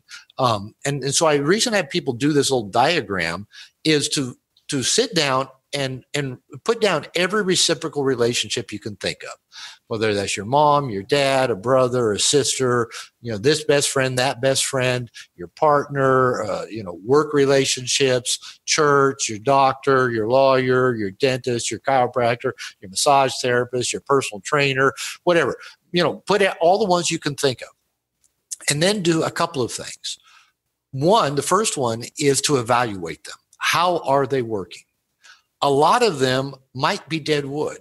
A lot of them might have worked at some point. A lot of them might have worked when you were a more dysfunctional you, or the other people involved were a more dysfunctional you, or you were a more fused you, like as a child with your parents. And maybe they need to be renegotiated, reevaluated. You need to have a conversation. You need to rework them. So some of them need some reworking. Some of them need to be chopped off. They don't serve anymore. They bring nothing to anybody. So let's just step up and cut them off. So one thing we need to do is keep evaluating the reciprocal relationships that we have. How are they doing helping us get our needs met? And how are we doing helping them get their needs met? And then the other thing that we need to periodically do is to be thinking of what is still lacking or missing from this diagram. What would make my life easier, more empowered, more pleasurable, more enjoyable? What's missing from there? Sometimes it's adding a professional in there. Okay, I need to get an accountant, or maybe need to change accountants, or for me, I needed more guy friends in my life. I live in Mexico. I'm married. I got kids. And I needed guys. So I went out, and a men's group found me. And we've had 2 workshops we've been to. We meet every other week online. I've formed friendships. I recognized I was missing some of these things on my diagram of having guys in my life. So I consciously went out and did that. This is how I get my needs met. Now, in the healthiest relationships, the man and woman, or if it's 2 guys or 2 women, however, you form relationships, hopefully those 2 people are both have a lot of their own reciprocal cooperative relationships or cooperative reciprocal relationships. They have a lot of their own, and each other is just one more cooperative reciprocal relationship where there's that arrow going back and forth. In dysfunctional relationships, what tends to happen is these 2 people don't have very many of these reciprocal relationships. They get fused with each other, and now the attitude is, you're my boyfriend, you belong to me, therefore you should fill in the blank. Or you're my girlfriend, you're my wife, you belong to me, therefore you should. And we expect our partners to fill all of these needs, and they can't. They just can't. And when they don't, then we start getting resentful and pissy. And then because we're not getting our needs met very well, then we usually go underground and go get them met in some secretive, hidden way. Or we drink, we do drugs, we look at porn, we flirt, we gamble, whatever. We do the stuff that doesn't serve us well. Now, so if I can get all adults to have this model of how to get their needs met, and then when they form a relationship, it looks like what you were talking about, Chase, and what it looks like with my wife as well. She loves serving me. I love serving her. But we don't serve in exactly the same ways. And that's why I stress we're a team. And, I grew up kind of with all kind of the feminist noise out there that, relationships need to be 50-50. And whenever a woman is saying, no, the relationship needs to be 50-50. Well, I found that there's 2 times that women's math skills go to hell. One is when they're dividing up household chores. The other is when they're getting divorced. 50-50 takes on weird proportions. And so it's never 50-50. If you use a sports analogy, if you have a football team, the center and the quarterback don't trade jobs every position. They do what they do best, and they do it together for the good of the team. And that's true in business, and it's true in a relationship. And my wife and I have different gifts and different talents.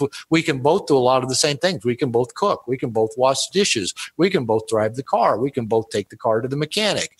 But there are certain things that I do really well and love doing, and there's certain things she does well and loves doing, and we gift each other in that way. And we both have these.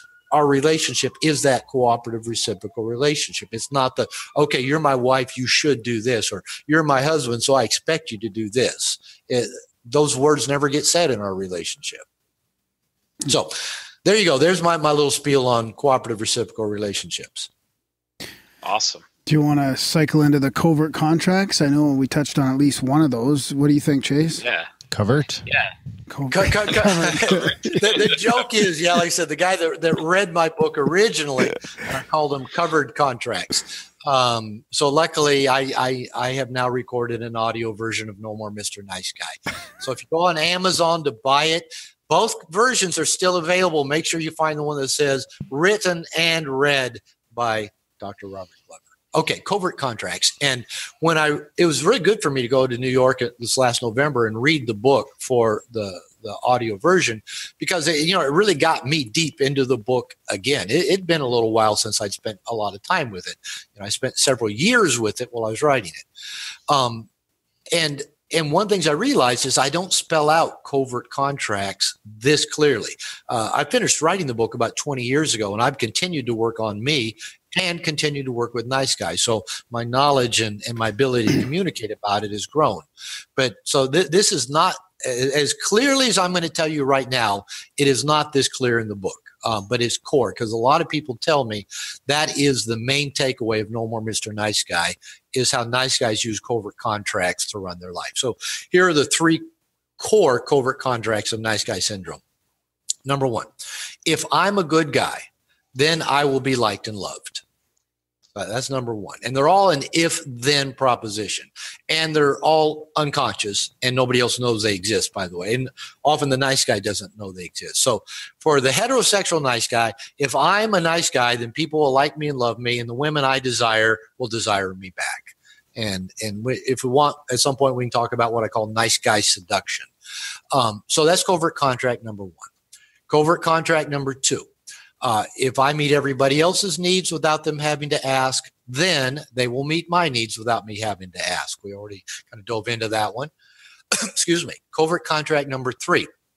If I do everything right, then I will have a smooth, problem-free life.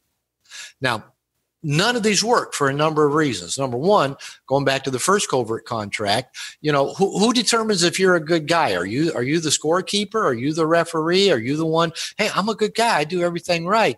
Everybody should like me. Okay. And number 2, not everybody's going to like you. They hung Jesus on a cross, and I think he was probably a pretty good guy. So not everybody's going to like you. So that covert contract is very flawed. We've already talked about the second one. If I read your mind and meet your needs, then you'll read mine and meet my needs. Very flawed. Doesn't work. And the third one, that if I do everything right, I'll have a smooth, problem-free life. Number one, again, how do you know if you've done everything right? Chase, you've mentioned kind of, growing up in a religious background. I did too. But, hell, there's disagreement in this world about which book's the right one even, which is the right way to do it. And you can get Christians disagreeing about what the Bible says and Jews disagreeing about what the Torah or the Talmud says. And so nobody... What's the rule book that says how to do it right? It doesn't exist. There is no rule book that says how to do it right. And even if you did everything right, this world is not smooth and problem free. This life is chaotic. This life is ever changing. So the 3 covert contracts, pretty much all they do is keep the nice guy stuck and frustrated and resentful and playing a shitload of World of Warcraft and wasting their life. So those are the 3.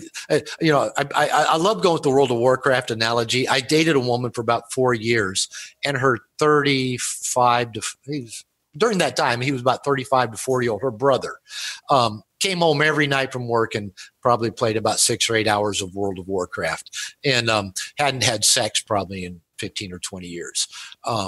So that's why I World of Warcraft is my go-to, But anyway, so those covert contracts they're an unconscious roadmap that the nice guy believes should work 100% of the time, and unfortunately, they never work.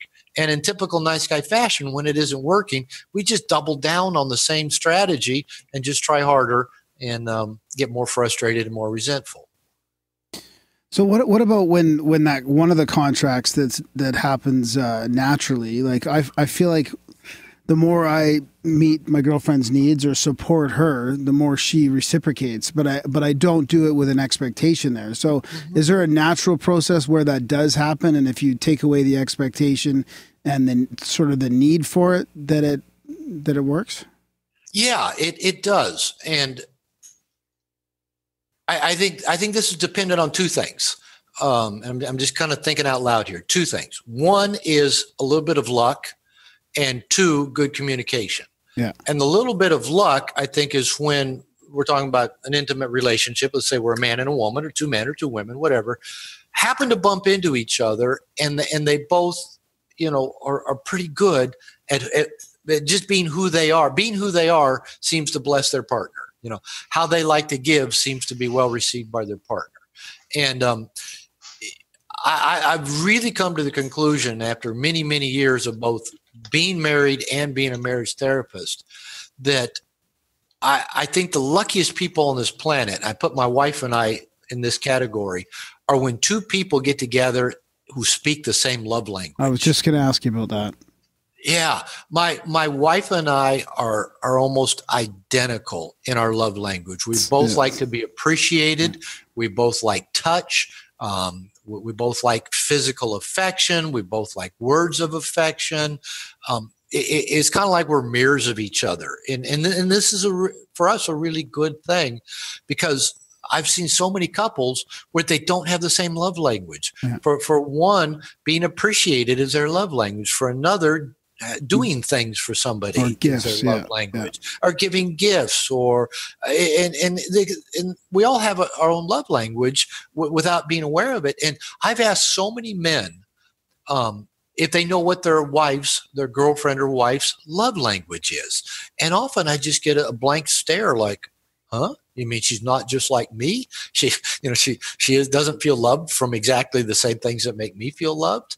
And no, so I think there's some luck there that if you get 2 people, or at least 2 people that are conscious enough to figure out their partner's love language, and it's easy for them to give in that way, even if it doesn't come 100% just kind of naturally to consciously be able to do that. But if both people, if that's just kind of their natural inclination to love in that way, my wife and I are like a couple bonobos. We're always touching and loving and kissing on each other. And, the kids are always making noises at us. And then they often come and touch and kiss and hug on us as well. So it seems to be the love language we got. It's not my mother's, for example. My mother is not physically affectionate.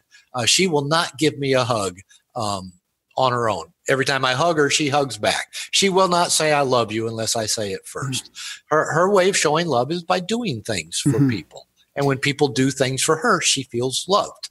So, okay, I've learned that about my mother. So I know how to make her feel loved by what I can do for her. So that's the first piece, is if you're lucky enough that you got two people that like giving and like expressing their love, and there's that nice reciprocal flow to it. And the second would involve some degree of communication where we're not having to guess what our other partner wants. And so we can actually be clear, I feel loved when you do this, or, it hurts me when you do this. There's even tests these days. You guys can go online and do a test together. It's like 50 questions and it'll kind of give you a little. Well, we did it. I mean, he's hitting it right in the head, because we did it, and our love languages match almost perfectly. Like it. The really two of is. you. Yeah. Not me. Not me. We should do ours. I noticed that about you. From this little picture I can see of you guys, I could tell that you just had a lot of love flowing between. Oh yeah, I fucking love this guy. So come on, throw Brody in there while you're at it. Bro jobs all over the place. And like I said, my wife and I really do joke about, we have a daily contest to see who can outlove each other. And it's just by doing all those little things that we each know the other person just thrives on. And it's not hard. It's not work. It's fun. And yeah, as you said, if there's no attachment to an outcome, if there's no agenda, if there's just this freely offered flow, it does. It's like a teeter-totter. It just kind of keeps going up and up. I know it's not a perfect example because teeter-totters don't keep going up and up, but one goes up and then the other goes up. And just imagine that the base keeps rising as well. Yeah. Less than perfect example or metaphor. But yeah, you just want to keep giving the other person more love because of how loved you feel by them. Yeah. Bingo, bango. So I wanted to, do you have another follow-up, Graham? No, that's it. One thing I wanted to touch on. I was wondering, because the book I read right before I read yours was Jordan Peterson's, which was kind of, not the same line, but definitely was a very good precursor to your book, because that kind of... Yeah, I don't talk about lobsters in my book. So yeah. That's one way of thinking. Yeah, that's right. And I think that other one's more, like I say, it's a good precursor. It's more of I don't know. For beginners? Yeah, for beginners in a lot of ways. I was wondering if you had an opinion on Peterson and some of the flack he's been taking, and just if you've read the book and what you think of it. I'm smiling, and I'm not sure why this is, and this probably isn't the last time this is going to happen. I've probably been asked at least 5 times in the last month or two what my thoughts are on Jordan Peterson. And I have to say, I don't know. I don't know. I've read a few articles about him. I do have the book. I have started his book. It's one of those ones I kind of started and then got distracted by some other books. The last half is better. Okay, I'll keep reading then. And a few of the articles I've read, and because I've been the focus of some articles in the past, not a lot, where the journalist had a bent and kind of how they wanted to portray me, which I didn't understand why. And I've read a few that I think kind of done that to him as well. I think best I can tell is that he kind of violated maybe one of the biggest sacred cows in Western culture, which is organized feminism, and he's kind of taken it on. And I think he's pissed off a group of people who don't like being disagreed with or challenged on their perceptions. Now, it also sounds like he's got some ideas that on the surface sound a little out there. But I probably do as well. So I think I'm going to have to finish reading his book and kind of dive in a little more into some of the YouTube videos that people keep telling me I need to watch and get my own feel, because and the closest connection, I guess I have 2 degrees or maybe 1 degree of separation from Jordan, is that in an article about him, I get those little Google messages. If my name or No More Mr. Nice Guy shows up anywhere in the news, I get a Google alert for that. And I got one, and it was an article in a fairly mainstream, well-known, I think it was Huffington Press even, if I remember right, about him where they quote me. And the quote they have of me, they actually took from an interview I did with The Guardian, and they just took it and quoted me like, they did actually interviewed me for this story. And I didn't have any real issue with how they quoted me, other than they plugged it into their own context and made like there was a connection between Jordan and I, when there's absolutely none.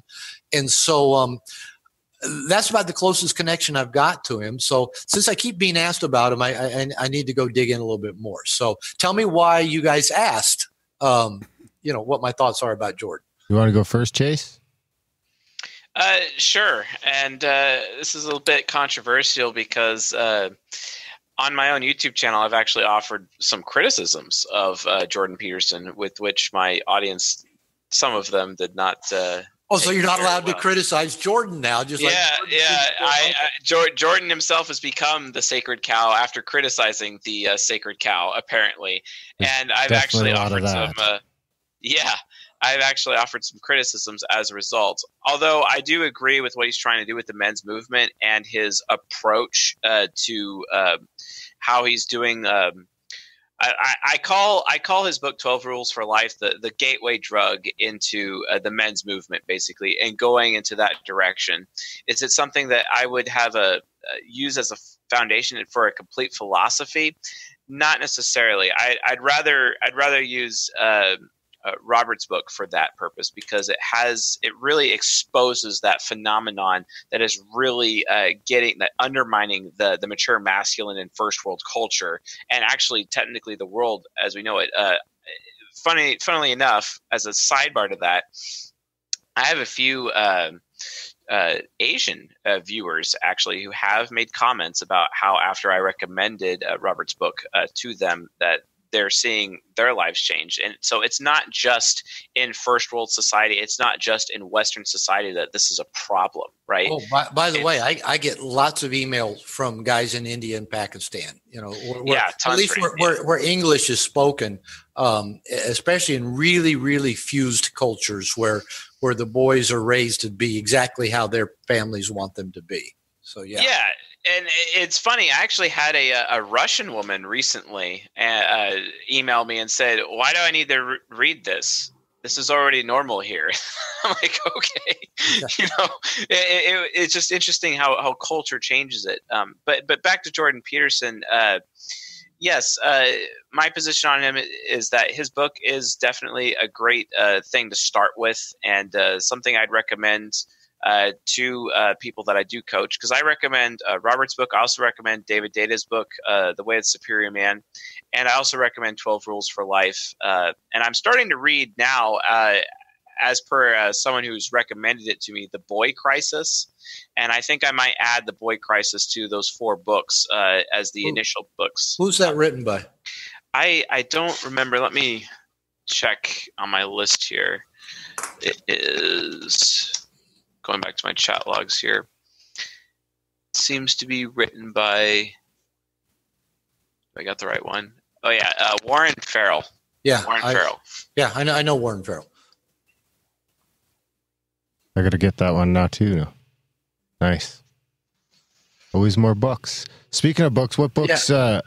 Actually, before I wanted to touch on through a lot of the online literature, porn keeps coming up. Kind of there's this sort of unseen, yeah, and it seems to be this sort of unseen epidemic. Can you kind of touch on, like, even to the point where when you look into marriage counseling and stuff these days, or regular counseling even for yourself, that question seems to be on the top of their list. Are you watching porn, and how much are you watching? So I was wondering. It's a good question to ask for going into marriage counseling. So did we finish up on Jordan Peterson? Yeah, I think so. I don't know if we need to go deeper. No, that's good. The funny thing is, you mentioned books, like another book to add to your list. I'll say this and I'll answer your question. When my agent and I were shopping No More Mr. Nice Guy 20 plus years ago, a lot of big publishing companies, the editors that read it liked it. And many talked to me personally, said, "I like your book. It's well written. I think it's a valuable book. But our marketing department says men will not buy a self-help book." And I'm thinking, I don't know if that was just their heads up their asses at that time because they didn't publish any for men. But every guy I know, they just maybe Amazon has made this possible. Every time you hear about a book, you just go on Amazon and order it. I know guys that don't quit buying self-help books. So, that's just when you said I'm kind of one of them. Yeah. I think before you get into the next question, I think the main reason I brought up the Peterson thing is because I feel like with the Rogan exposure and that debate he had on that British channel with Kathy, whatever her name is, he's kind of created this giant wave with his book now, which is, I think, the last time I looked, I'm pretty sure he's now the greatest selling author in Canadian history. It wouldn't surprise me. Like I said, even the fact that probably, like I said, this is the fifth time I've been asked about him in a month and a half, just either in casual conversation or interviews. Yeah, he is a big deal right now. So yeah, and I kind of foresee people finishing his book and kind of going through some of his stuff and then kind of looking around and being like, what's next? And there's not a lot, because that's kind of where I was. And, there's not a whole lot of stuff out there for men specifically, other than, I've found two or three. It is growing, but yeah, there's a fair amount out there. I mean, Mark Manson's real popular right now. His book, the Subtle Art of Not Giving a Fuck, was number one on self-help books till Brene Brown's newest book knocked it off about 6 months ago. Mark mentions my book and his first book, and so he's probably sold me a lot of books just through that connection. His chapter on responsibility was super powerful. Yeah, and I like his stuff. The thing is, when I read Mark, I like it. He and I've talked some. I always feel like I've been being hit by a big stick upside the head the whole time I'm reading the book. It's kind of like, okay, here's that big stick. Okay, I don't need the big stick the whole time. I got it the first time. But I love his stuff, and so men really, all the time people ask me if I know Mark Manson, Jordan Peterson. So that's the stuff that guys are reading out there. And more, I know more and more guys, men who are writing books. Like I said, John Wineland, the coach I work with, who's a devotee of DoBeDoBeDo's, working on one on masculine leadership. Another, what's his name, up in Vancouver, BC, another fellow Canadian. He brought me up to do a workshop last fall. I'll think of his name, but he's working on a book on masculine leadership. So there's just a lot more out there. So I'm thrilled. I'm happy. I hope maybe my book in some way kind of opened the floodgates that it made it okay to publish books, and especially now that you can self-publish. Because guys, I was going to say guys like to read, which is kind of a little bit of a misstatement. A lot of times guys like to listen. A lot of guys don't read very well, so they at least listen to books. So they like to consume books. So, all right, porn. Shall we segue to porn? Yeah. Well, before we jump into that, have you considered doing an updated version of Nice Guy? My publisher asked me that about a year ago, and I said, no, I'd rather just write some more books that continue on. So we actually just tweaked No More Mr. Nice Guy a little bit, kind of create, fix some errors in it. With even after all the people that had read it and edited it, it still had about 60 errors in it that we corrected. So, and I wrote a preface to it that kind of talked about where my life has been and what I've learned over the last 15 years. But I really didn't want to revise it, but my life, I almost died about 6 months ago. I didn't know it for a long time, but I had a tumor in my small intestine that was killing me. It was choking off. I couldn't eat and couldn't shit, and nobody could find it. Nobody knew what was wrong. I'd lost 30 pounds, and finally a doctor here in Mexico ran the right test, found it, and so I had surgery back in January. So you wake up from almost dying, and you go, all right, I got to get on with my life. And so my goal right now is to write 10 books in 10 years. Wow. And I'll do it. I already know what I want to write. And 10 years from now, the list will probably still have 10 subjects more that I don't even know about yet on it. So I want to just keep writing. I don't feel like I really need to rewrite No More Mr. Nice Guy, but I'll keep writing books that both support it and some go in a little bit different directions as well. So that's what I'm about. That's what I get up and do every day is I write. Perfect. Awesome. I look forward to reading all of that. All right. It's on the way. Porn. Yeah, I think I don't know the exact figure, but I've heard something like 60 to 70% of the bandwidth on the internet's driven by porn. Social media might be competing with that as well. But I think it's huge. My personal opinion, I don't have a moralistic opinion about it, but I think in general it's bad for men. Number one, it's a fucking waste of time.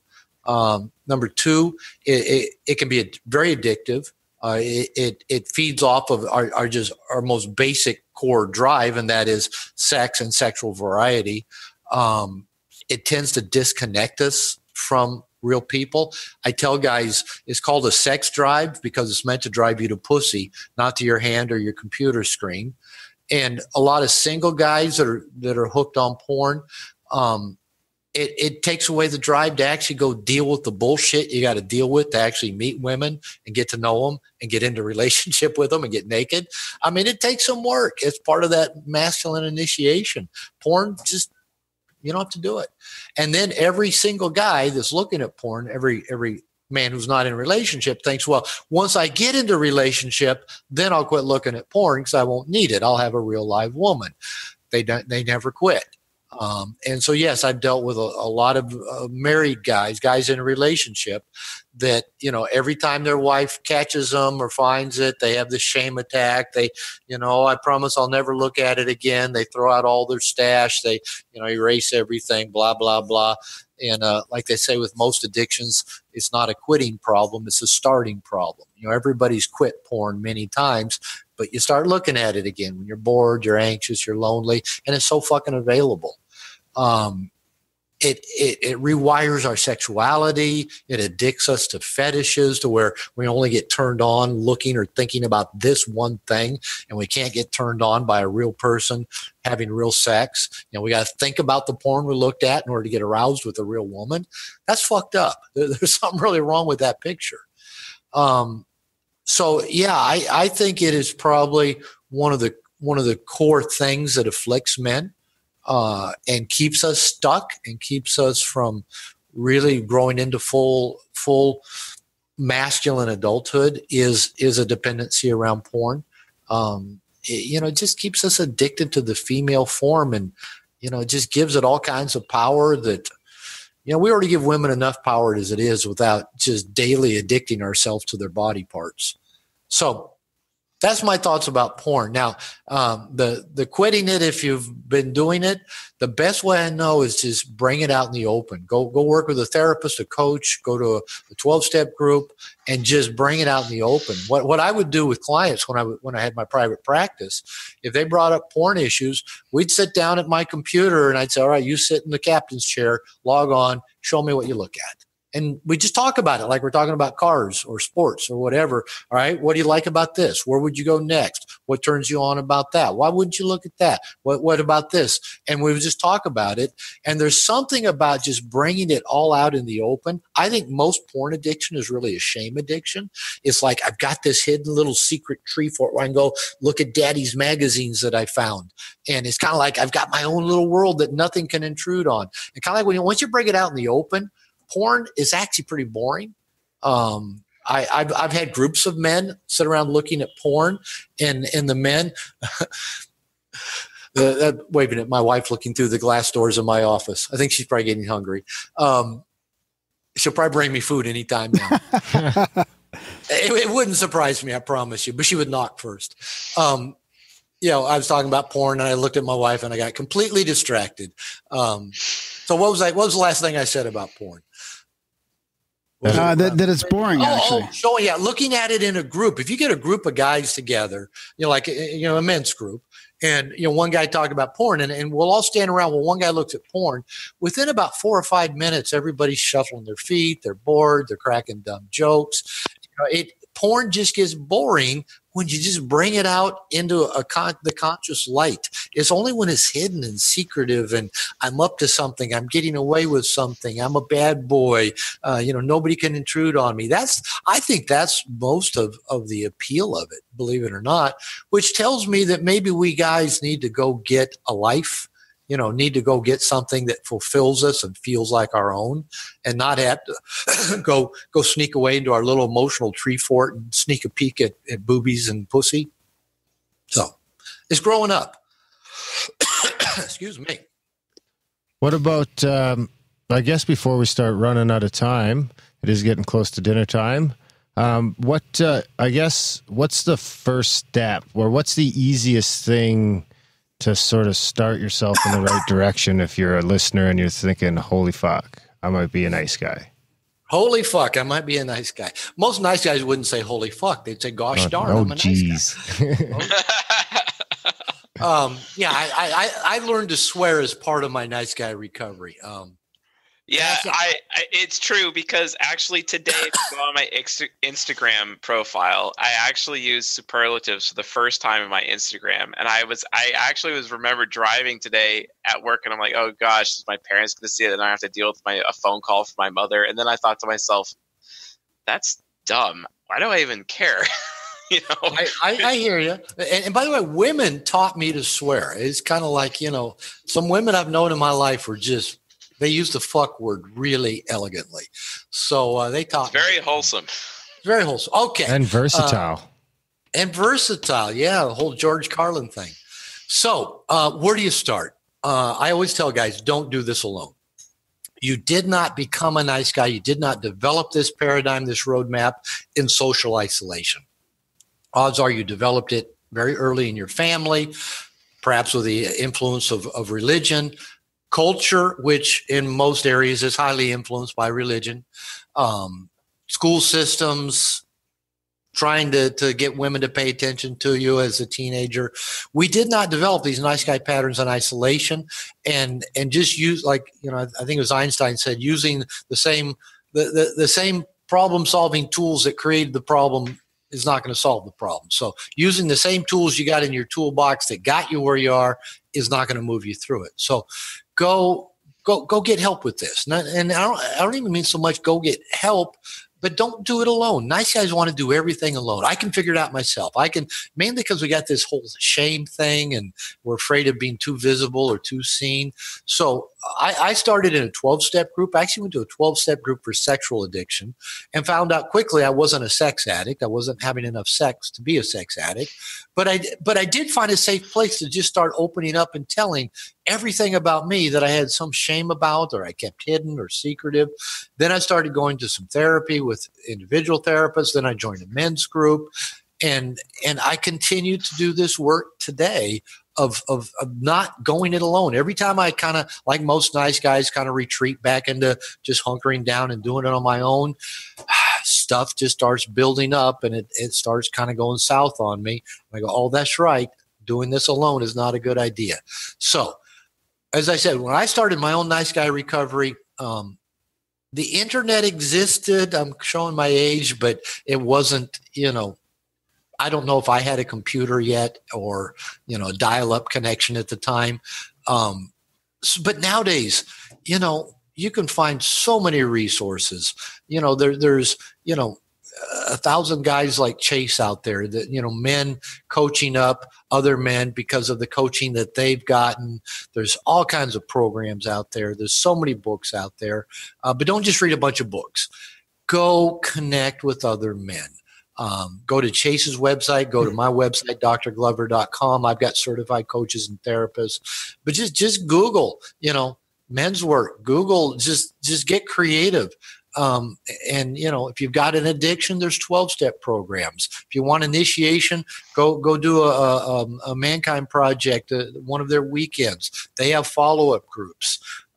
So yeah, that's my number one advice. Don't try to do it alone. Awesome. Do you have anything you want to finish up with, Chase? Basically, I would say what my last final question would be, because I have a son. He's having surgery on Monday actually, but his birthday's coming up. He's going to be turning 7. What can I do as a father, or what can other fathers do to try to make sure, especially in relationships where they're actually near their children regularly, but also in situations where they're not near their children regularly, what can fathers do to impart upon their sons to make sure that they don't develop nice guy syndrome, or at least give them the techniques to be able to stave it off essentially in their lives? Yeah, I was asked the same question in an interview I did yesterday. It's a good question. Best advice I can give. My son will be 33 this week. I think Sunday or Monday.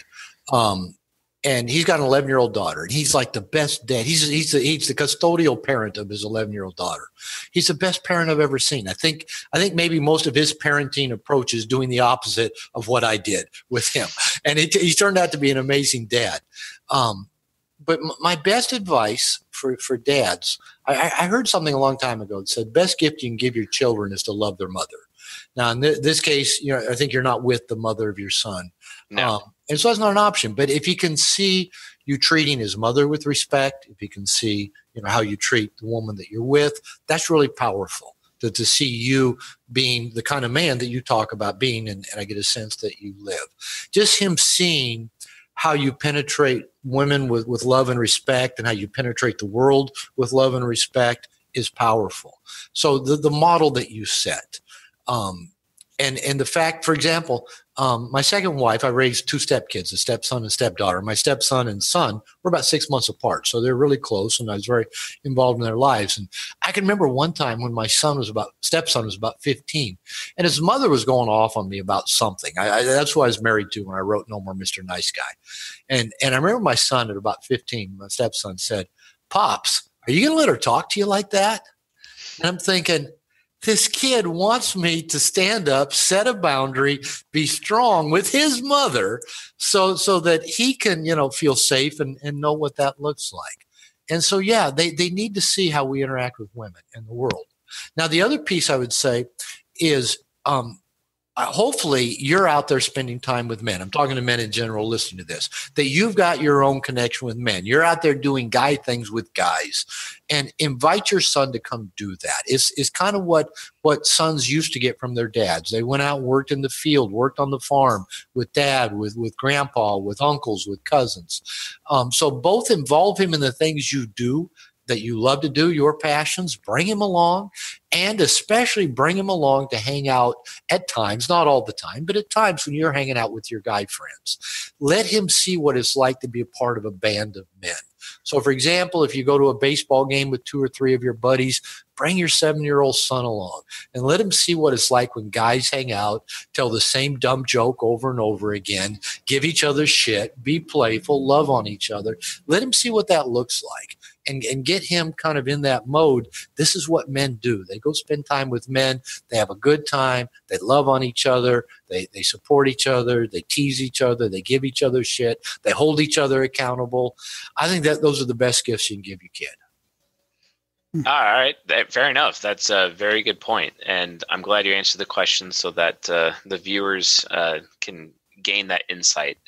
It's one of the main questions that I received mostly from my audience, specifically the fathers. Mm-hmm. Although I haven't lectured much yet on parenting with my community because I started it in March and still ramping up basically. Mm-hmm. But it is a very common question. So, yeah. And I think you definitely presented the answers succinctly. So I do appreciate the model in which you put forth. And yeah, I think I will be taking my son to a baseball game. He's actually coming to visit me by himself this weekend.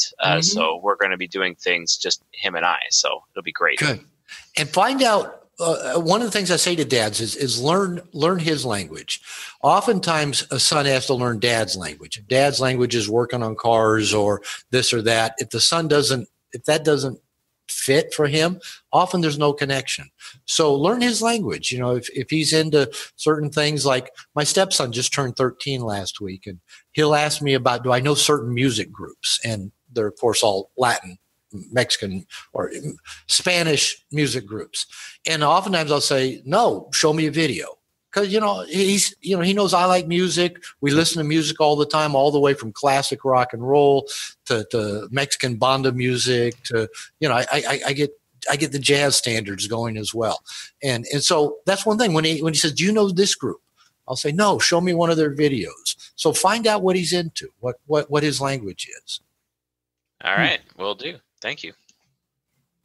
Before we wrap up, I'd bounce back to books one more time. I've been just floating this one past the last couple guests. I guess I'm still kind of figuring it out, but I'd like to know maybe what you're reading now and what the book you feel everyone should read is. All right. I got my Kindle sitting right here, so I'll tell you which books are at the top of it. We've mentioned Way of the Superior Man by DoBeDoBeDo several times. Highly recommend that. Both of Mark Manson's book, his models books about dating, are good books. Okay, here's what I'm reading right now. And some of them I've read more than once. I read a daily meditation book for men in recovery called Touchstones. And this is one of those daily it's really good. I really recommend it. I read some Thich Nhat Hanh every day. He's a Buddhist monk. I'm actually reading another book by a Buddhist monk called Women, Sex, and Money. And I always struggle pronouncing his name, but it's Trungpa, Chungya Trungpa. So for some reason my Kindle is running real slow right now. Okay. Other recent books. I'm also reading, I dove into Rollo Tomasi's Rational Male. I've had people talking about it for years. I thought I'm speaking at a conference that he's at in October, so I figured I better, I've read a few of his blogs, so I'm actually reading the book. I'm reading some essays by E.B. White. I got to get some just easy, reading in there. E.B. White wrote Charlotte's Web. And he wrote The Elements of Style by Shrunken White. So he's been dead for several years, but great writer. I'm about to finish up Radical Honesty by Brad Blanton. I'd recommend that. One of my favorite books I've read a couple times, Wisdom of No Escape by Pema Chodron. She's also a Buddhist teacher. Other books I've been reading lately. Oh, another one that I recommend a lot is The War of Art by Stephen Pressfield. It's not The Art of War, but The War of Art. Really great for anybody that's stuck anywhere in life in your creative self. Anything by Brene Brown is good. I just finished Rising Strong like 2 days ago. There you go. One of my favorite fiction writers, I guess two of my favorite fiction writers relating to men, one would be Chuck Palahniuk. Just came across a book I downloaded of his recently. I haven't read yet. He wrote Fight Club and Choke, and he really writes men's issues really well. And then the other, I won't be able to think of his name, but he wrote Into the Wild that was made into the movie. He wrote a book about climbing Mount Everest. Really writes a lot about. He's written about Mormonism as well. So I wish I could think of his name. Not coming right to mind. But Into the Wild, really good movie, and a really good book. Highly recommend it.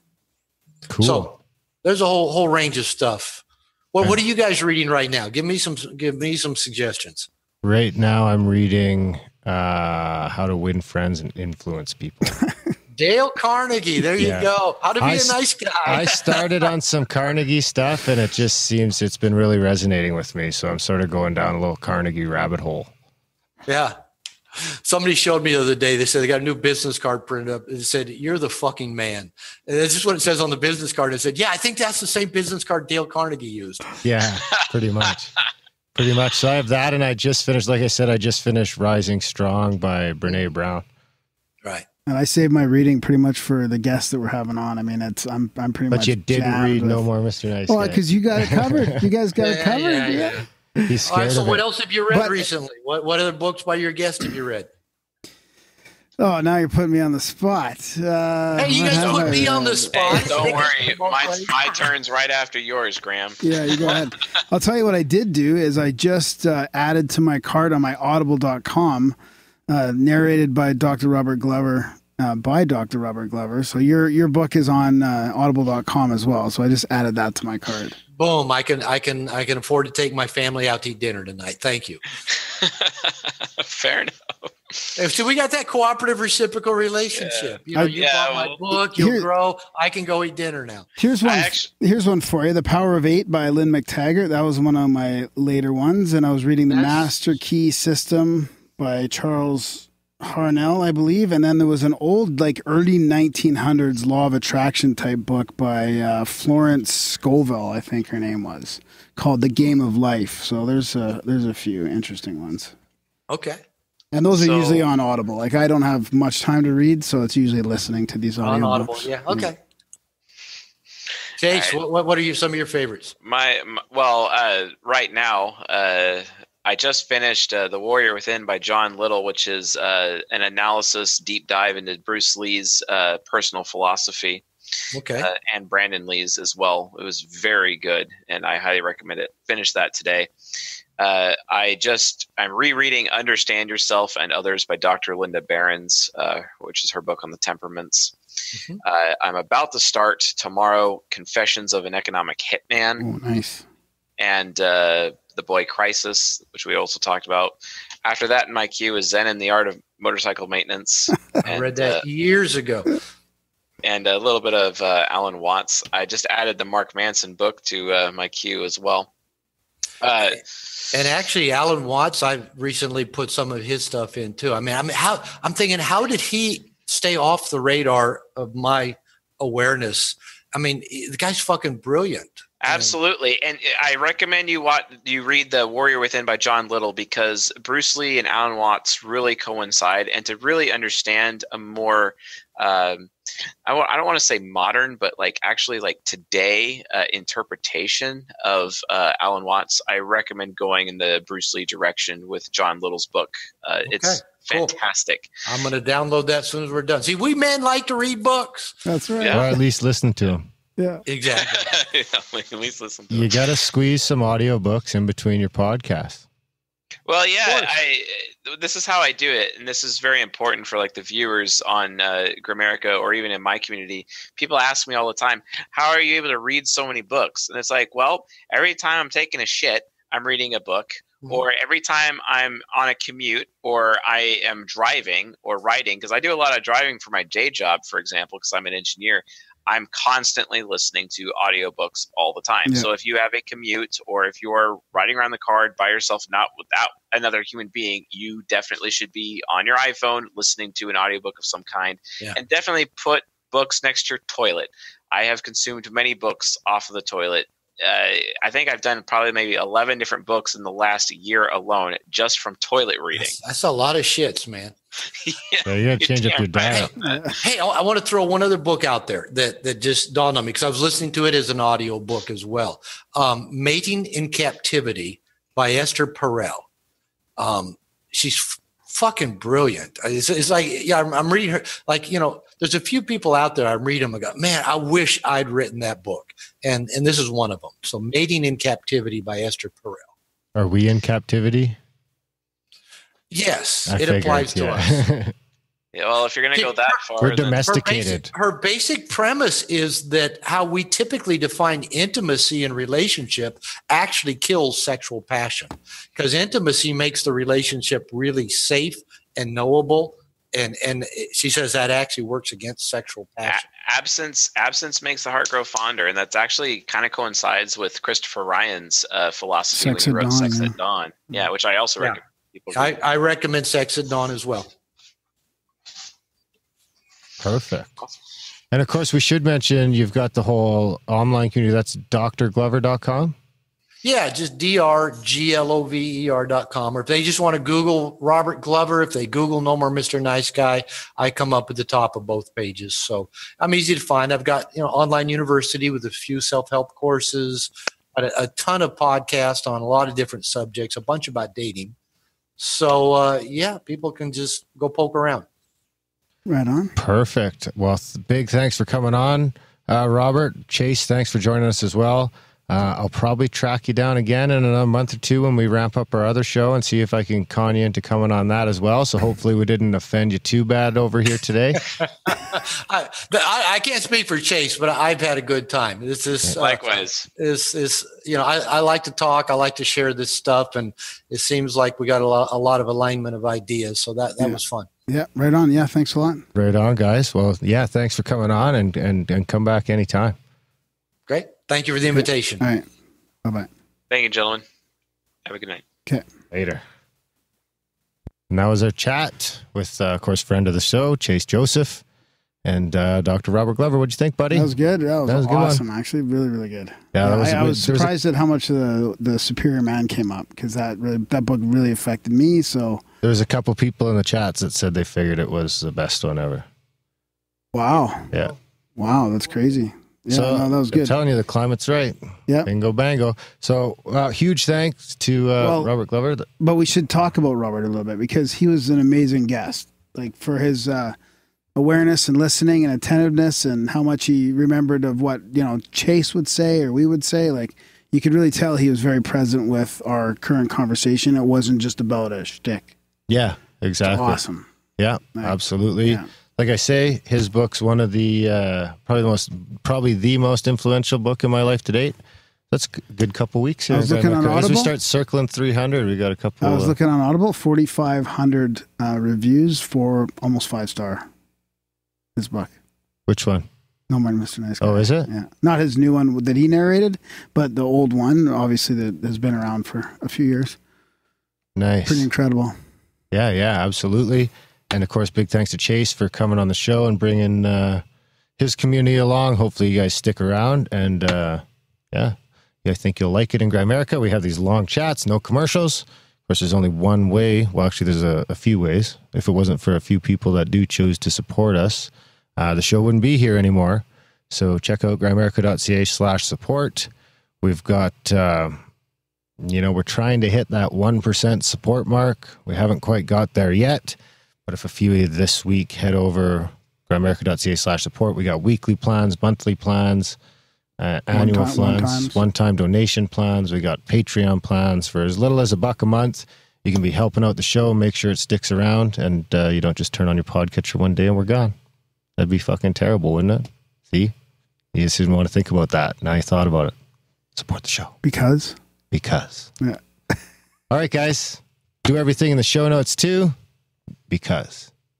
All right, guys. Thanks for listening. I think you have to say a reason. No, you don't. He said you just have to say because. You have to say a reason. Because it'll make you feel good and you'll live longer. Yeah, that's right. Okay, there we go. All right, guys. Thanks for listening, and we will see you next week. My servo power is depleted. I don't have breath. I can't sing no more. Probably stare at the wall until I see right through it. Probably stare at the ceiling until I see right through it. Thousands of feet up, that's you in a jet plane, flying to paradise. Also known as heaven. Also known as heaven. Clouds, clouds, clouds, and more clouds. Clouds, you make me proud. Go groan. Go groan alone. Go roll your bones alone.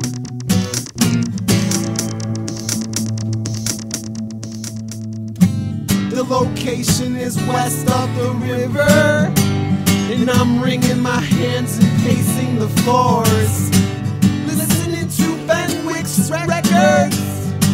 But other than that, thank God I'm satisfied. Thank God I'm satisfied. Thank God I'm satisfied. Thank God I'm satisfied.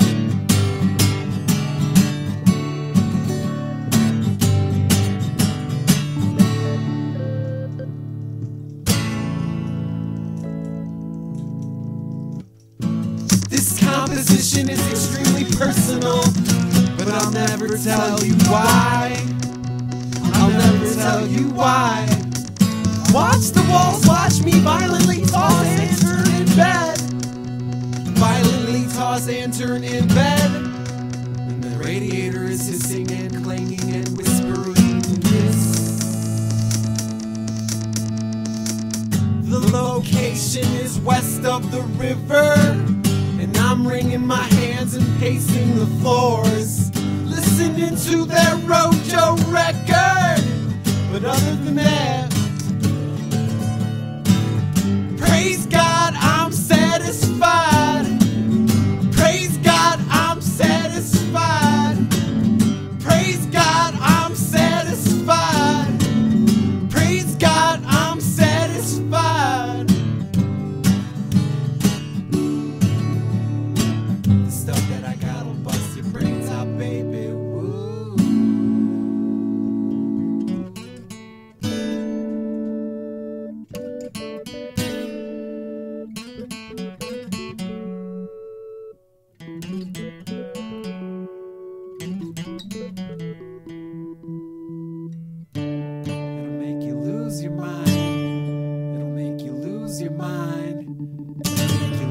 your mind. It'll make you lose your mind.